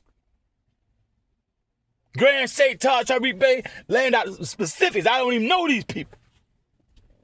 Queen Valara Radita Harabe, I don't even know these people. But I know the most honorable Elijah Muhammad's speaking. I was 2 years old when he transitioned to the mother wheel. 75. The spirit of 76, Silas Muhammad. The spirit of 76 with Minister Louis Farrakhan. The quotes of Master Fard Muhammad. Right? And all the people. Brother Ron, Brother Benny, Brother Cash, Brother Arlington, Brother CW. All these people. You had a lot of sisters. Right? All these people I heard so much from, but mainly Muhammad Ali, the most honorable Elijah Muhammad, and Minister Louis Farrakhan. Down the line, I got to know Minister Khalid Abdul Muhammad, who his estate is suing Tupac's estate and Ice Cube and people like that, Public Enemy, for using his soundbite from his speeches without giving him credit and royalties. That one. Straight up and down. No frills, no thrills. White cave business. Right? I'm not going. I went to Sister Clara Muhammad School and studied the Prophet, the Sunnah of the Prophet, Quran and Sunnah. I write in Arabiya. I studied Lugatut Tanzil. I used to write my name in Arabic and the date and stuff like that. Sister Clara Muhammad. We studied the life of Al-Mustafa, sallallahu alaihi wasallam, the 4 rightly guided caliphs or amiras. Okay, his wives, their wives, the Tayyibin, the followers of the Prophet. Now we went off on down the line too, but at that grade level, I had to stay there to really get out and get all the way up to Lawrence of Arabia and all that kind of stuff. I had to stay there. I didn't stay. It wasn't that many females in my class, age range or grade level. And it was like Brother Pleeman's daughter, another sister, and about 2, 3, and a lot of dudes, and more hard ladies and sisters. I went to public school, but I got a lot. So by the time I'm 18, I know I ain't going to Beirut, Lebanon. I already know that globally, what I come to know as Khazarian, Ashkenazi, had been infiltrated and bleached out and blase squaze. I came to know, be able to say it that intelligently. Listen to people like, first of all, Minister Louis Farrakhan. For years, it was people like that. Khalid Muhammad. You know, because a lot of them, like K. Reno, put scared Negroes. But he didn't say Negroes. Sound more like Negus. K. Reno. So a lot of people don't talk like that. But Farrakhan, Minister Louis X, is not a scared Negro. Nor is Khalid Abdul Muhammad a scared Negro. They tell it like it T.I. is, to the best of their knowledge. Make no bones about it. Leave no doubt in your mind. Whether you on the Mustaqim, you getting Allah's favor, you on the deen or not. Because the devil is the chief deceiver. Master Fard Muhammad told us who the devil is.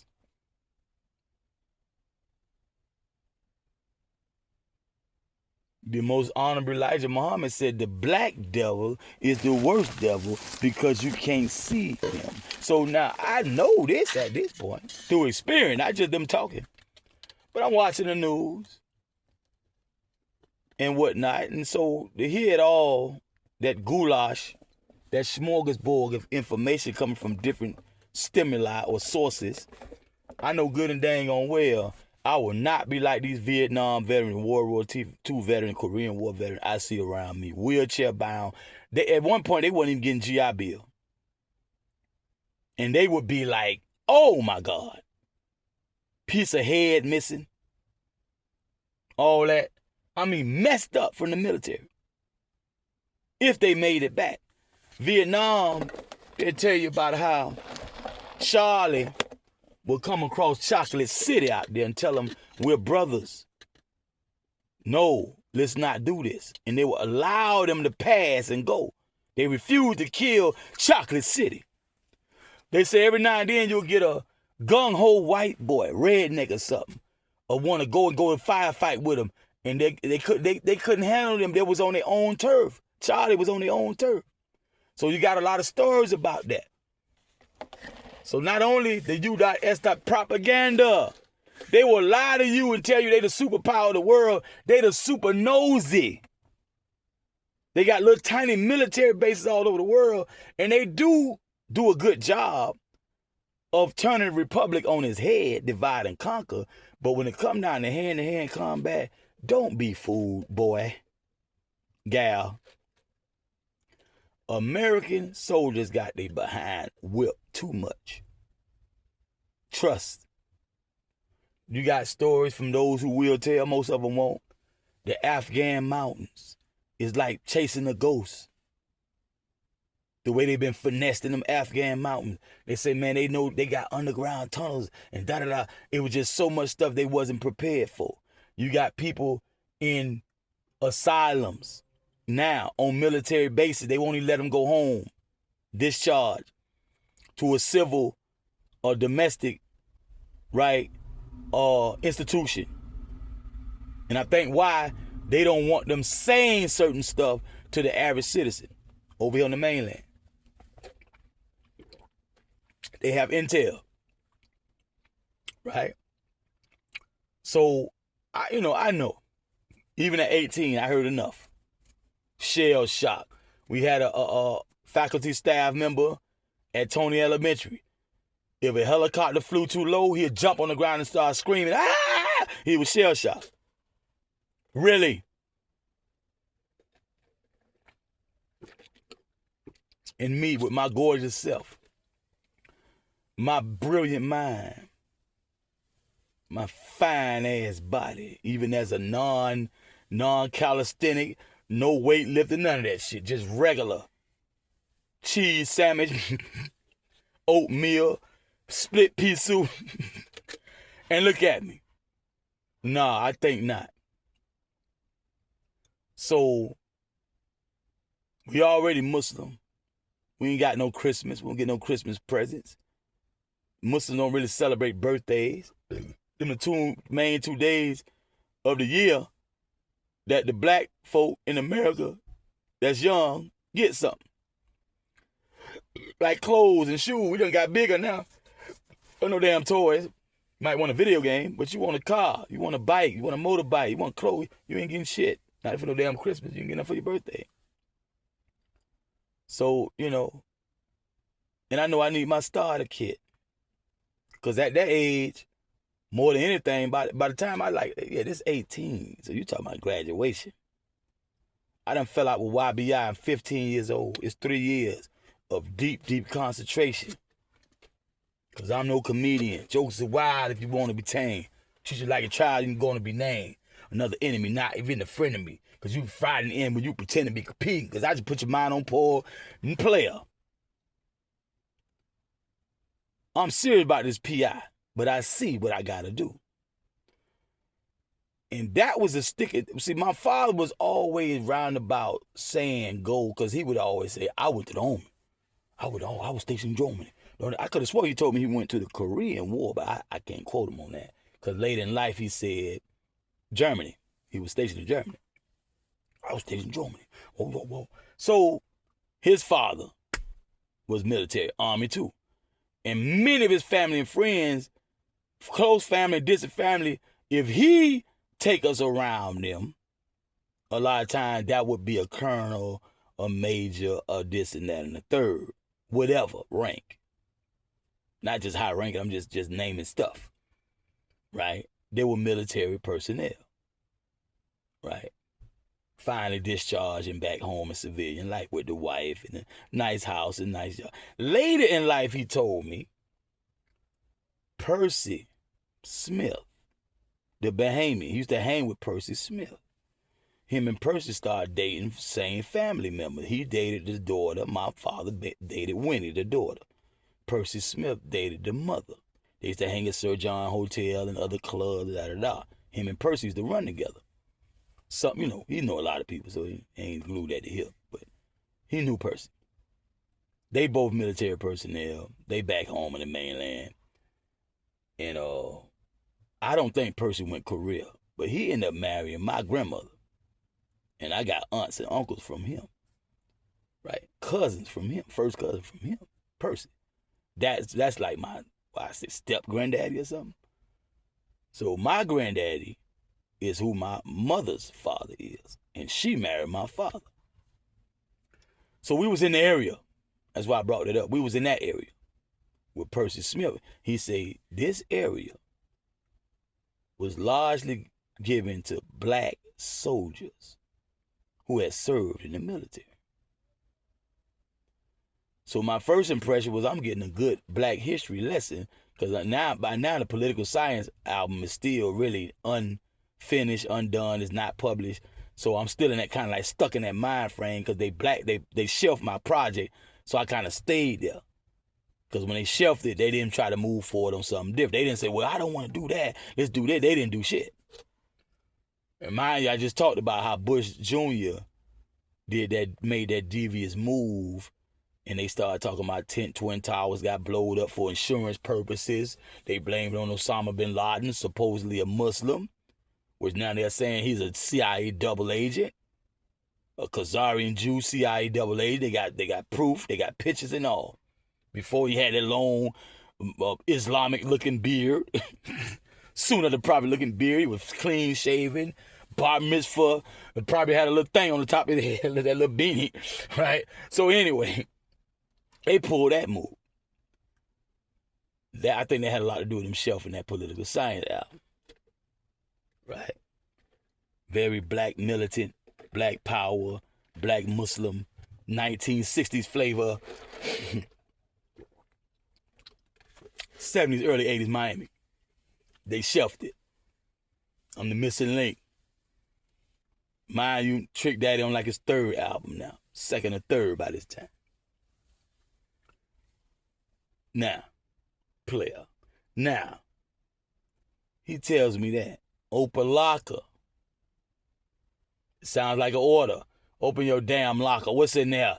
You know, this civilian life, you've been deprogrammed. What you doing, that big ass? Soldier, you are not deployed on a U.S. military mission. You are in civilian life, back home in America, da-da-da-da-da. Open your locker. They're doing shakedown. Open locker. They gave a lot of that job to soldiers, man. U.S. military branch soldiers. So, but what he also was doing, I'm still kind of young at the time. I think what he's still doing is trying to nudge me. Go get some type of job for the service. You ain't got to be an active duty like a soldier. You could be secretary, you could be a nurse, you could be all. But go try to enlist and do something, because there's a lot of benefits and money. Boom, they're about to one of the last thing gonna be here. And his prediction was pretty much right. Chief Rod Hayes, Chief Pontiac says, I talked about Pope Francis, motu proprio. They didn't just dissolve the whole standing army. Although the Republic didn't really have a standing army like that, they're taking the good and divesting the bad. They're going to keep it for a while. It's the Grand Army of the Republic. And Chief Rod said the National Guard is going to start moving in, and a lot of people are going to panic and think it's like martial law, but really they're trying to protect the people and just order and distribute goods and stuff like that. So people need to prepare themselves to work with the National Guard. Right? Chief Rod Pontiac, he said something good, because the brother, was it Young LTV? No, I think it was the other guy. I forget his name. He's new to me. He asked a question, anything we need to be worried about in the upcoming future, events that's not a false flag event. He said, well, no. He said, well, the big thing is going to be something good. And Chief Rod Pontiac went into about the National Guard. So now,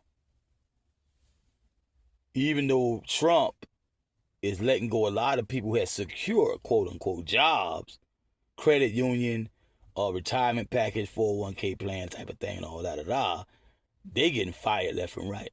Not laid off. They're being relieved of duty, like, go home, we don't need you. A lot of that stuff was fluff anyway, to keep up the roost, status quo, antebellum. Now that thing, the Republic is being stood back on its feet, right side up, the reset, a lot of that bull jive, inflated economy, super hyperinflation, everything that came with the cabal, the dark priesthood, The ones who overthrew the government since about 1860 when they assassinated Lincoln, for definitely sure. That's going out. Inshallah. That's going out. So my father was right. U.S. Marshals, the Post Service, those are things that'll be here, like, protected even by the Republic. The counties, Queen Juanita Valaro was talking about, the counties, certain boulevard, all this stuff is from the old, and everything that's, not everything, but many things that are de facto are phased out, or the constructs will no longer be honored by those key figures within governance and bureaucracy. A lot of bureaucracy is the cabal, is the priesthood. True de jure divine and national governance runs a lot smoother, is more transparent, is less BS and hassle, and it's just love. Carrie Mayfield.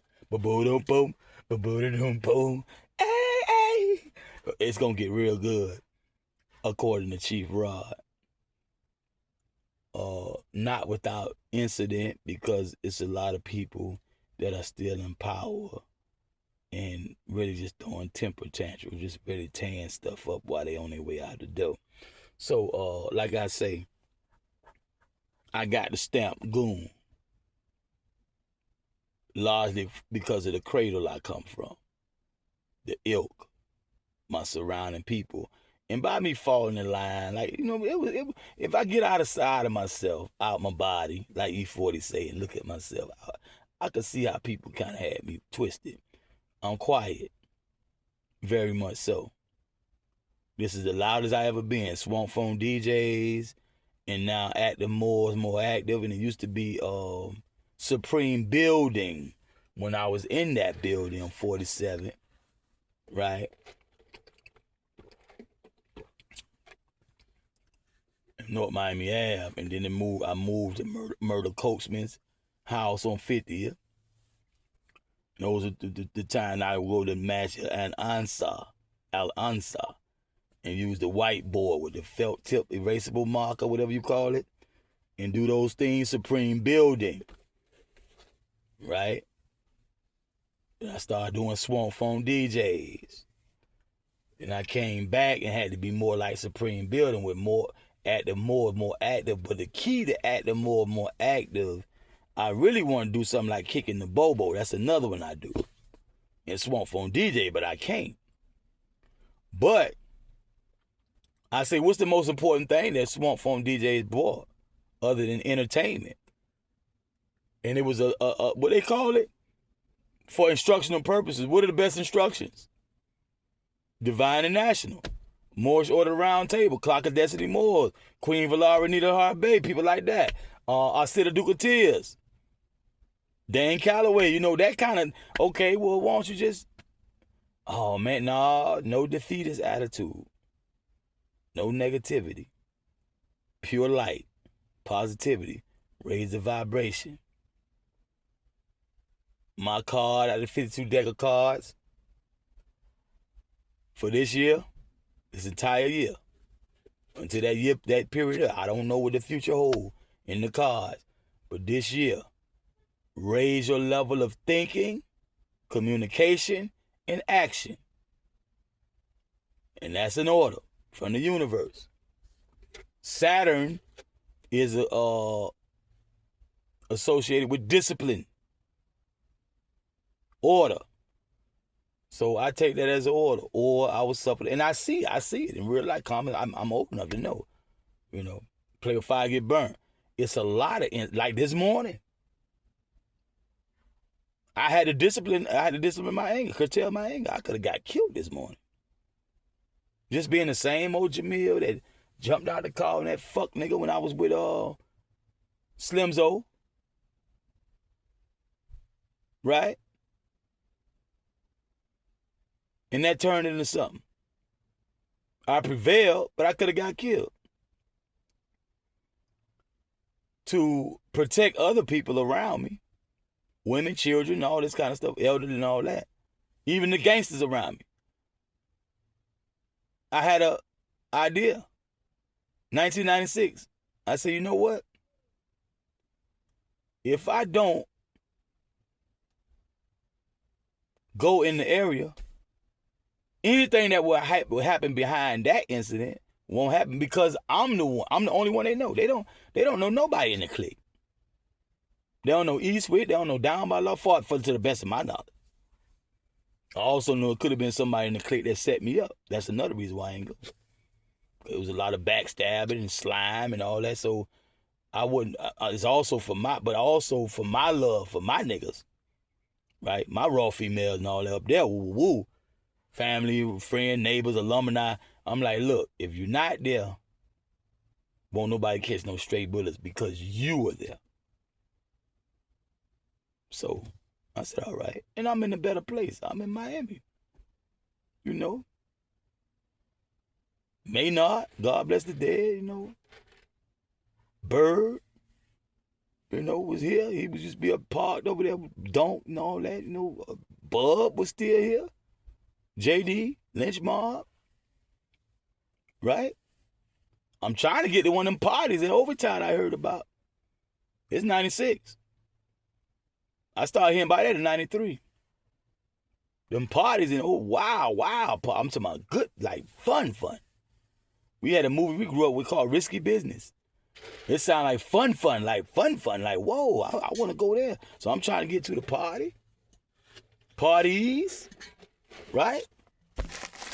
So I'm like, well, I'm here.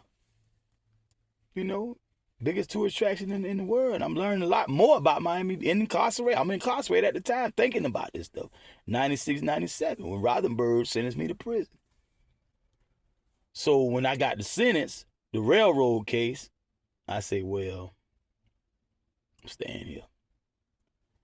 And being that we do reality rap, at that point in my life, I had way more G than P. The G came before the P. We said G came before the P.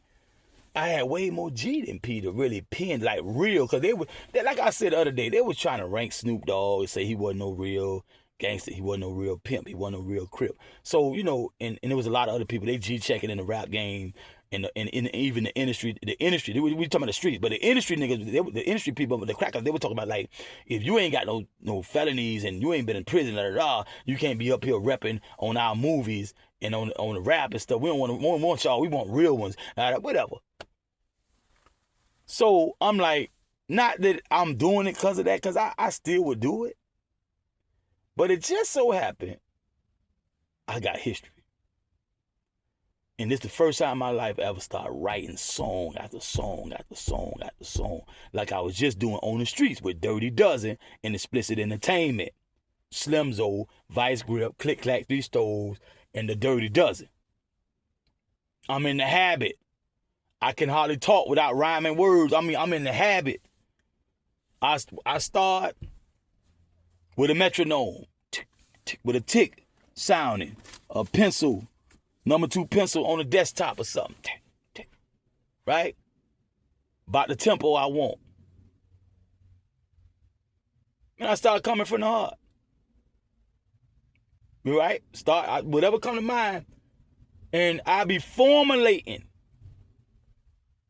And whatever come first, I might stop and write a hook.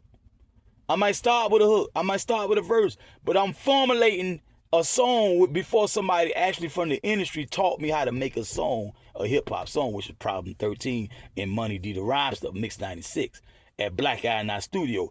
That's when I learned in 2000 that I was already doing it.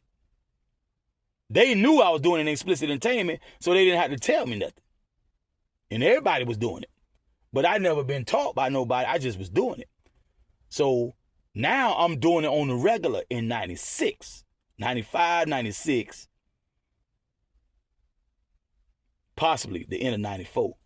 Because I wrote in Dade County Jail before I jumped in 95 for the Officer Hine case. I was writing in there. Quinzo told me to start writing, boo, boo, boo. So whatever I was doing, I put in high gear. Right? So now I'm back at it. And I don't have to go to work. I don't have to go across town, Riverdale, Decatur, Fulton, Stone Mountain. I'm in one cell, sitting there. I'm writing and I'm writing a book at the same time. So everything I can remember from the book I was writing on the street, I think I rewrote that pretty much, or just memorized it and kept on writing forward or whatever. But I'm still writing for the book, making a title for each chapter, but the book is untitled. But I had a title for each chapter. Plan, P-A-L-N, space I-T, plan it for the apes. Right? That was one of the titles. Right? Shit like that. Talking about this guerrilla warfare, this urban guerrilla warfare. Plan it for the apes. So I'm just putting all my G down, and every now and then I might do some little P stuff, but most of that was G. Right?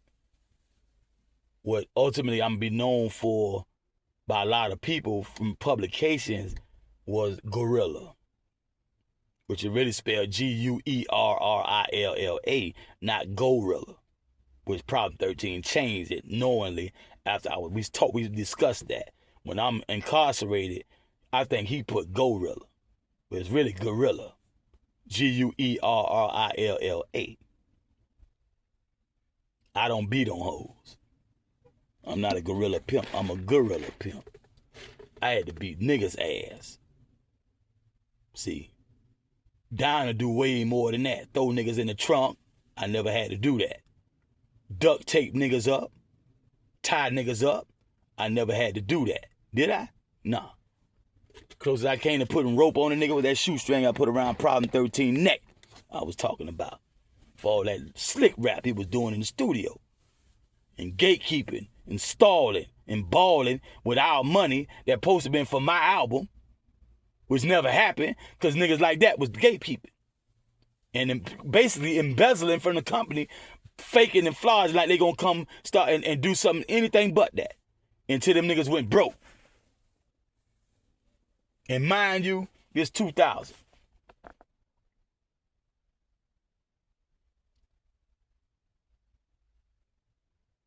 John Doe members on the run. They gonna just now catch Bub in 2000. They put the warrant out for his arrest in 97. John Doe was on the run. Some more niggas I'm not gonna mention, but if you know, you know. Lil Haiti Stand Up was on the run. Some of my first people get my first chances out here to get some money. They was on the run. John Doe, Lynch Mob was on the run. Whoever didn't turn themselves in. Right? The Towners, Rah-Rah and them, they was on the run. E4, Bowie, they was on the run. Whoever hadn't been caught. 97. 3 years later, 2000, at least Bub, I come to find out, Bub was in the safety cell on my floor when I met Bert Smith, the UM player. Role play with Rohan, I think, Marley, at UM. Jim Bob, Pokey, all them, Dad, Chuck from Zombies, Zombie Chuck. Has got new like nephew or cousin or something like that, right? That run, right there. That's when Bub, I found out when they caught Bub. So I'm already working on locking it down. I think that's the time period when I'm writing political science now. I titled it, I started writing, I'm incarcerated. Soon the 9/11 attack's gonna happen. And Bush gonna brand, Muslims, you gotta watch them, especially in the airport. But they start talking all that jive about, self-deleting,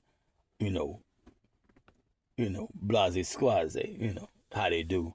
Promise them X amount of virgins when they die and go to heaven.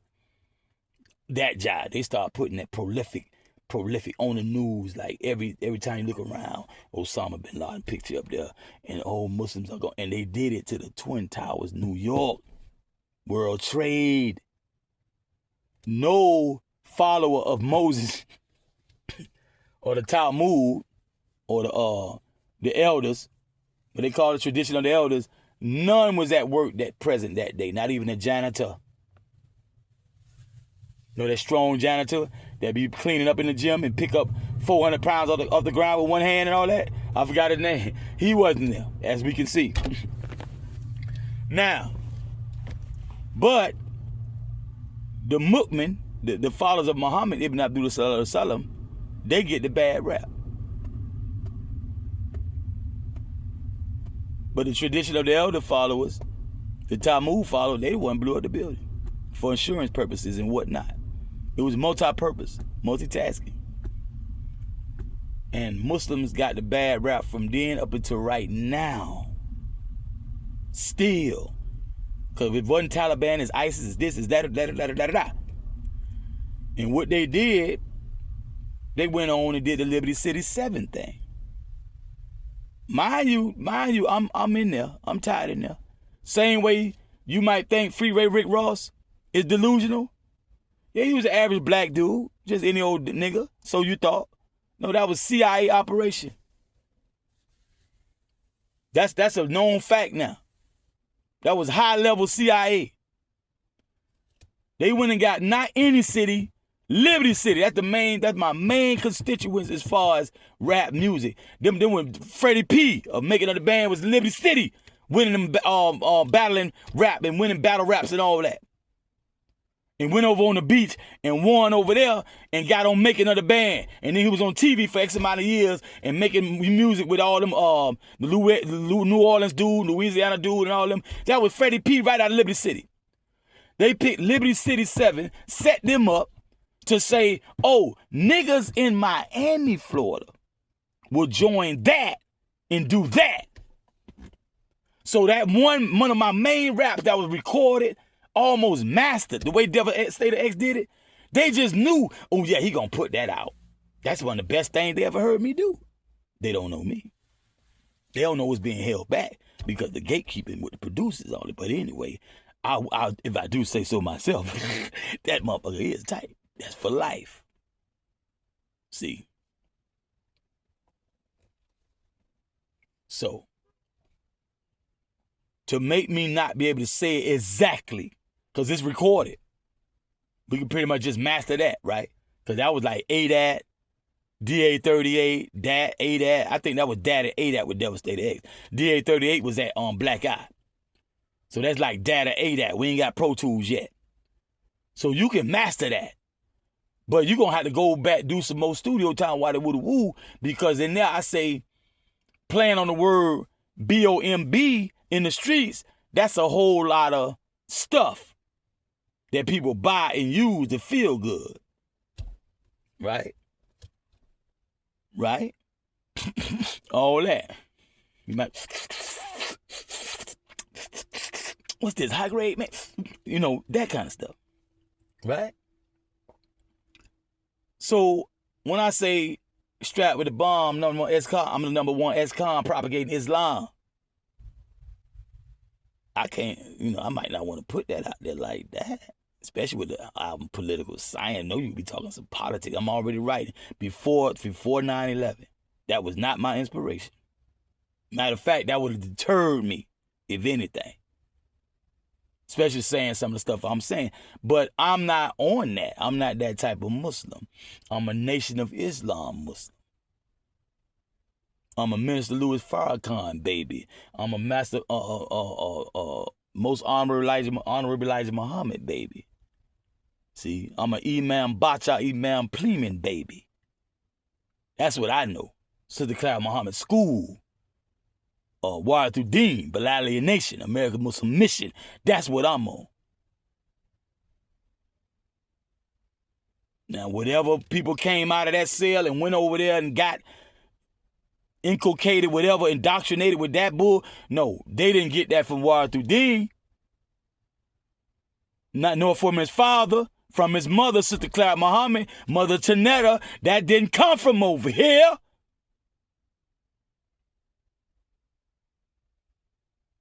Faggot. Now, so the goon aspect, follow me to the streets. So PIs from all over the country, anytime you would say PIs, we were out there with all type of PIs, right? Pimp Tone, Mink, Twin, Top Cat, 20 Twin, all that. Now,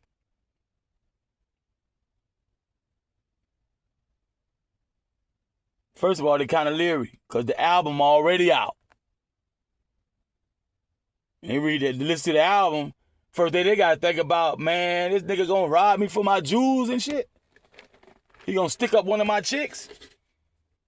Ride up on the talk of some ism and da-da-da-da, and next thing you know, he done snatched the book or snatched a bra for looking for where cash at. Woo. Kidnapper. He a gorilla. Problem 13 spelled the Gorilla when I was locked up under Judge David H. Young's supervision. Watch. For Officer Gonzalez libel and false police affidavit from the Winn-Dixie incident, 35th, 17th, Alabama. So the image on the streets is, people don't know, people who do know me. Because you got people who was with me and my cliques and whatnot, changing the narrative, not admitting where they got me effed up at, and only say what the response to all that BS and what saved me in my hood was not my daddy, it wasn't me. The streets already knew about these cats. That's what it was. They was doing me like they did everybody else. I'm just green to the game because I'm just now coming to Miami in 93, 94 to really stomp down and grind like a real nigga should, like a true nigga would. I got my strike first up the road, Atlanta, ATL, Decatur. I was down here chilling around my parents, grandparents, aunts, uncles. Ain't none of that around them, cousins and shit. I ain't finna get knocked in the mouth. Talking out the way to my cousin, third, fourth grade, bitch, check this out, bitch. That fat ass you said, pussy over at the family reunion and shit. No, man, I'm chilling, man, you know what I'm saying? 747 jet, round trip. Ticket sitting somewhere close to my mom or my father, you know, whatever state I'm in. They got that, so I won't lose it. Little young boy running around, getting dirty and shit, jump in the pool, fuck the ticket up. So they got the round trip ticket, 747 jet, Eastern Airlines, Pan Am, you know what I'm talking about? I'm riding first class, you know what I'm saying? So I ain't really had to do nothing until I left YBI. Down by law, Eastwick, Gresham Road Boys, the Columbia High Clique, DNA, Cavalier Incorporated, you know, the Q's on West Georgia campus, DJ Chaz, you know, Inglewood, Ronald Brock. I ain't around none of that. Detroit Pistol Pete, Chicago, Majestic T. I ain't around none of that. Newark, New Jersey, FTW, Lil Sir Knows, Atlanta. I ain't around none of that. Perry Home, none of that. I'm in Miami. A lot of niggas think I'm green as F, but they know my family. But when you look at me, the young me, I could barely grow hair on my face. Hazel eyes, about 150 pounds, light skin, right? About 5'9" in height. Right? And the top of my head. Very quiet. The only thing Miami knows is I was a straight A student. He probably going to college. He just was in college. So they thinking, sissy.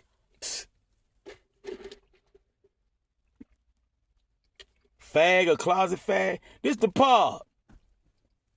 Yeah, that's my hood. I ain't running with a Rough Town Mob and all that. They on tour anyway. Poison Clan on tour. And a lot of other cousins down south and all over. I'm in my hood. I'm a hood nigga. I know how I go. You need to stay around your hood and your family first. Get with your kinfolks, get with your day ones and all that. And you find new friends.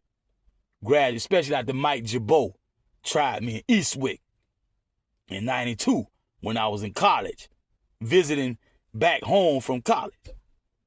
Especially, I'm riding all the Glocks, the AKs, the Chinese HKs, the motherfucking AR-15s, because the next time a son of a bitch, and I say son of a bitch, try me, like he got something other than what he got between his legs, and I got some nigga, that nigga died.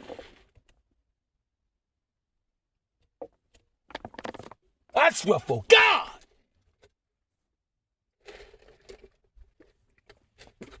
And the crackers know it.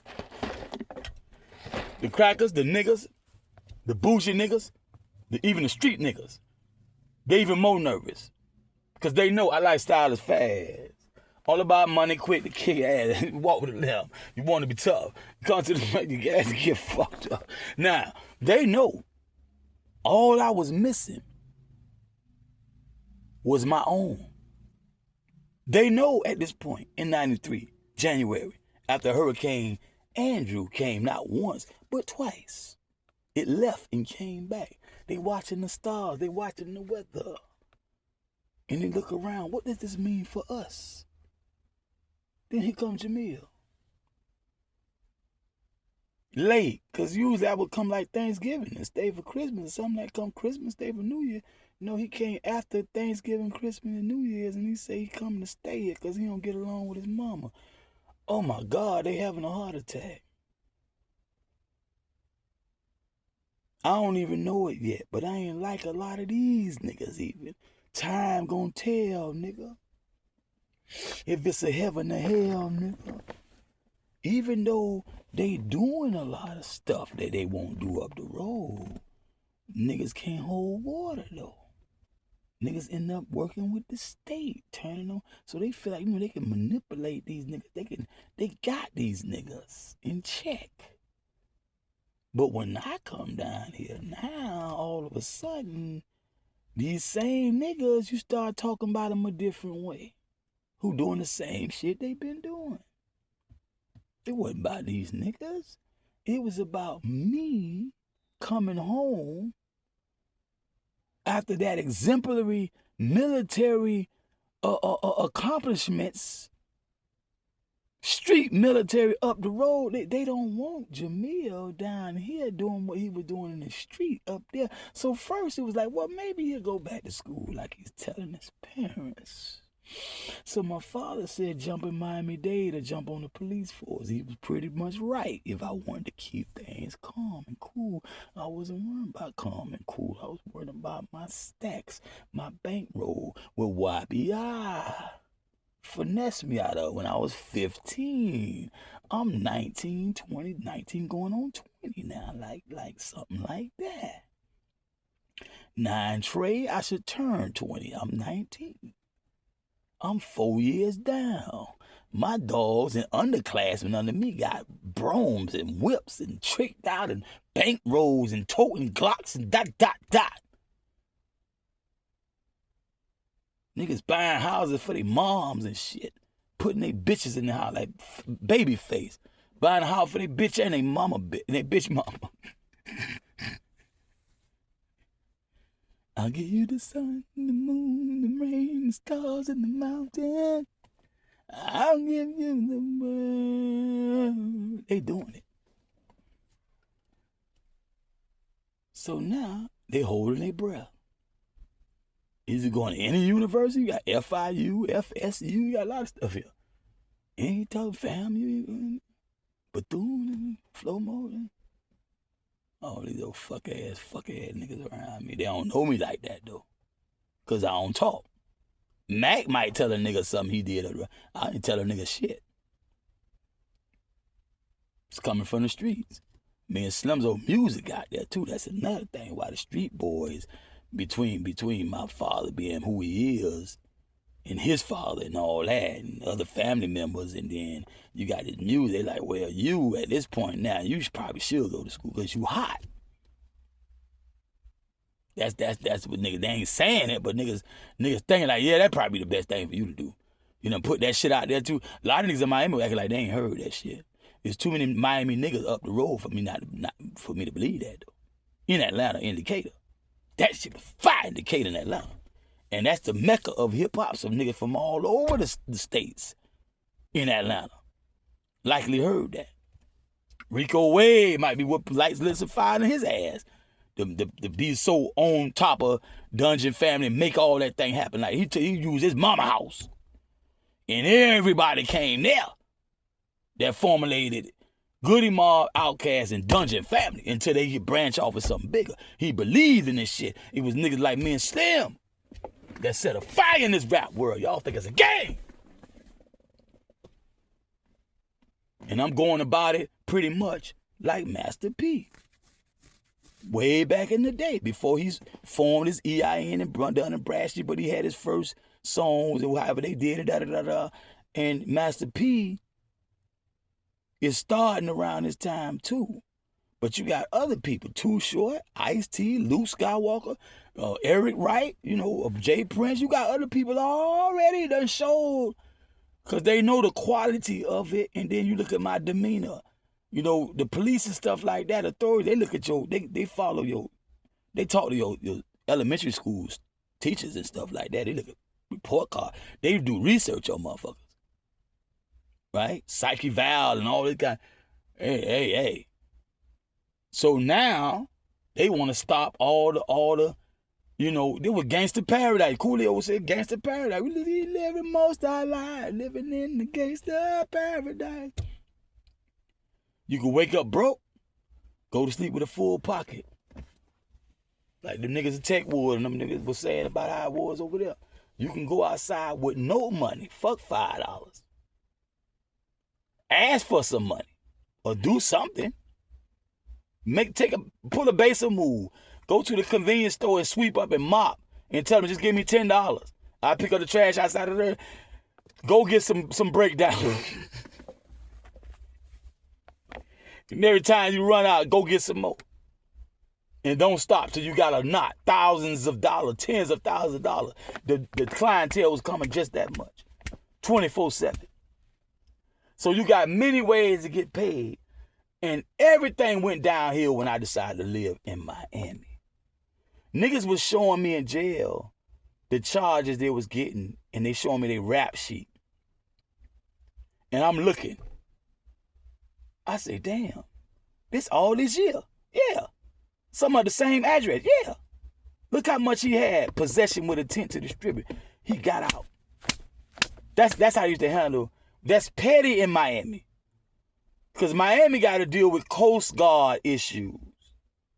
Now we got Homeland Security. Back then it was Coast Guard, National Guard, because they bring in the cartel who they just brought down. El Chapo and them. Jalisco them, who turned state witness. These type. And the other ones that's allegedly or whatever. Because I can't study all this stuff to really lean toward the state or the defendant. But they name MS-13, Los Zetas, all that jive. The major cartels coming up out of Central America, South America, where we know Peru, Bolivia, and Colombia, they do grow it. And Mexico, they do grow it. All right? So, now, this Miami. And back then, man, you used to have something like Goon Bay Splash Down. They'll have a big, you can have a big, we used to call it Bob Marley. That's a blunt, but it's longer than a blunt because blunts are commercial. Bob Marley with Fonto leaf. You can make Fonto leaf as long as you want or whatever leaf you choose to use. But Fonto is most common leaf. And Fonto leaf, that bitch can be as long as a ruler, right? Fat as a Coke bottle. That's a Bob Marley. And you'll be at Splashdown, Goon Bay somewhere, and City Miami police standing right there, ain't thinking about your ass. They looking for major shit, big shit, because this way it goes down. So they went from that to cracking down. Then, of course, you got the tough on crime coming from federal government. But I noticed I think that's more the coincidence that I chose to come here and everything shifted. I think that's more than just legislation. And that's my personal belief at this point. I got a lot of facts to support my belief, but I don't have any declassified information with Jamil Mackey, all right? Blah, blah, blah. Well, I can say that. Yeah, and see, I told y'all, I ain't got that. But I noticed that. Snatching books, traveler's checks, cash. I met a girl when our album came out. I met a French girl from France, I think. Sabine was driving around with a 3 or 4 year old boy of hers, I guess. She had just kidnapped him from Horace Mann somewhere, about to take him overseas, make that money. She had a purse full of cash with the bands around to hold it together from the bank. Full open in the front seat console. I get in, giving her directions. And she wanted me to ride with her. So she had to take me home. And I ain't gonna lie, I was tempted. But she met me in front of my Uncle Sammy crib. I was living there, right? I was living there between here and there because that music stuff took off. So I had to move around, whatever was clever, whatever was convenient. I might catch a ride in one direction from the studio. So if the person only going that direction, well, I'd go over there then. I got some place, stuff like that. Kind of manic, right? So I'm at Uncle Sammy's house at 6392 Northeast 1st Avenue. And if you know, you know. Ponytail was terrorizing a lot of them guys in that area. And they'll go to the Biscayne hotels, the Shalimar and all that. And he'll end up coming over there. Vagabond, all that. He'll come up there, terrorize Ponytail. Right? He was a major problem to them guys in the area. That was like Agno area. So I was tempted, but I could see the high rise down there by the bay. The upper floors, they could see right there. I can look at the building. I said, man, nah, it might be a setup. You know, but I can really use that money. I'd be over Problem 13, Devastated X, all the whole locking it down. I just go do my East Unit Productions, blah, blah, blah, Invisible Enterprise, F all them. You know, and I met a lot of new production companies, Mad Dreads and all this kind of stuff. Go back, double back to Black Lion and Ponce and all that. I say, man, F them. If I could just get this book right here. All I need is X amount of beats, dog. And go get recorded, blah, blah, blah, and work that for a while. And keep a lot of that cash, and stand on that cash and try to make something happen. The real estate game was still good back then. Woody, woody, woo. I say, nah. Fuck it. Because that's probably a setup. Plus, I stay here anyway, so that's me just being dumb. And my uncle will tell. He definitely gonna tell who I am. He ain't gonna be, I don't know him. He gonna tell. So that's a no-no. But it was tempting. Because the sight of it, sitting right next to it, that's I'm not thinking about all this other stuff I'm talking about. I just see it in this wire bomb, and you know, she's a Albayan, basically. French like her first language. She speak English.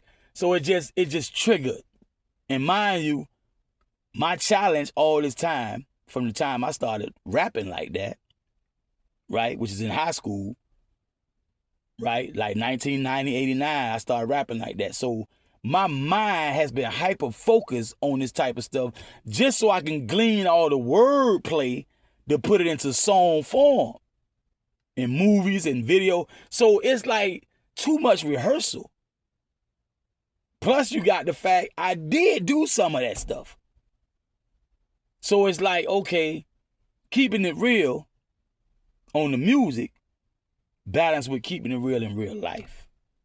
Because in real life, nah, hell no. Hell no. So this morning, keeping it real, I had to keep it real up to date. It was too dark. I was dead sleeping when that dude came up on me. And ain't no telling who else was out there. I was too asleep to file the police report. That shit could have turned around on me. My car in impound, I'm in jail. I was too asleep to trust myself to really be coherent and blah, blah, blah. So I didn't file the police report. I went back to sleep. Because it was too early in the morning for me to do that and then have to try to catch up late in the day. Nah, I got too much shit to do. I'm juggling too much. So I'm going to wrap it up because I started talking about that. And really, like I say, I haven't devoted anything to the ism. I did get to speak on Grand Shake, Arcilla Duke of Tears, people like that. So it's a little in there relevant too. But it is overall very, very relevant because many distractions out here from study. And when you are finished studying, the Prophet Noble Drew Ali would suggest and has suggested that you, or said that you study yourselves. We would like to do this from the free world. We can access local libraries if we don't have access to computers And, you know, we can travel like Dan Calloway and go find where our foremothers and fathers are buried and had thriving towns and find out what they did for a living and all this kind of stuff. You got to be free. You might have children. They need you. You better to them free than incarcerated. They are your children, your legacy. So, you know, hopefully my words can help somebody come out of these psychoses or whatnot.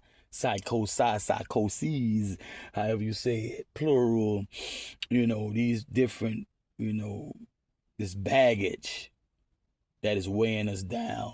Hopefully some of my testimony, whatever, can help somebody else. It sure enough helps me. You know, your donations are appreciated greatly. Shukran, shukran. Alhamdulillah. My Cashapp is $HAWTYYY.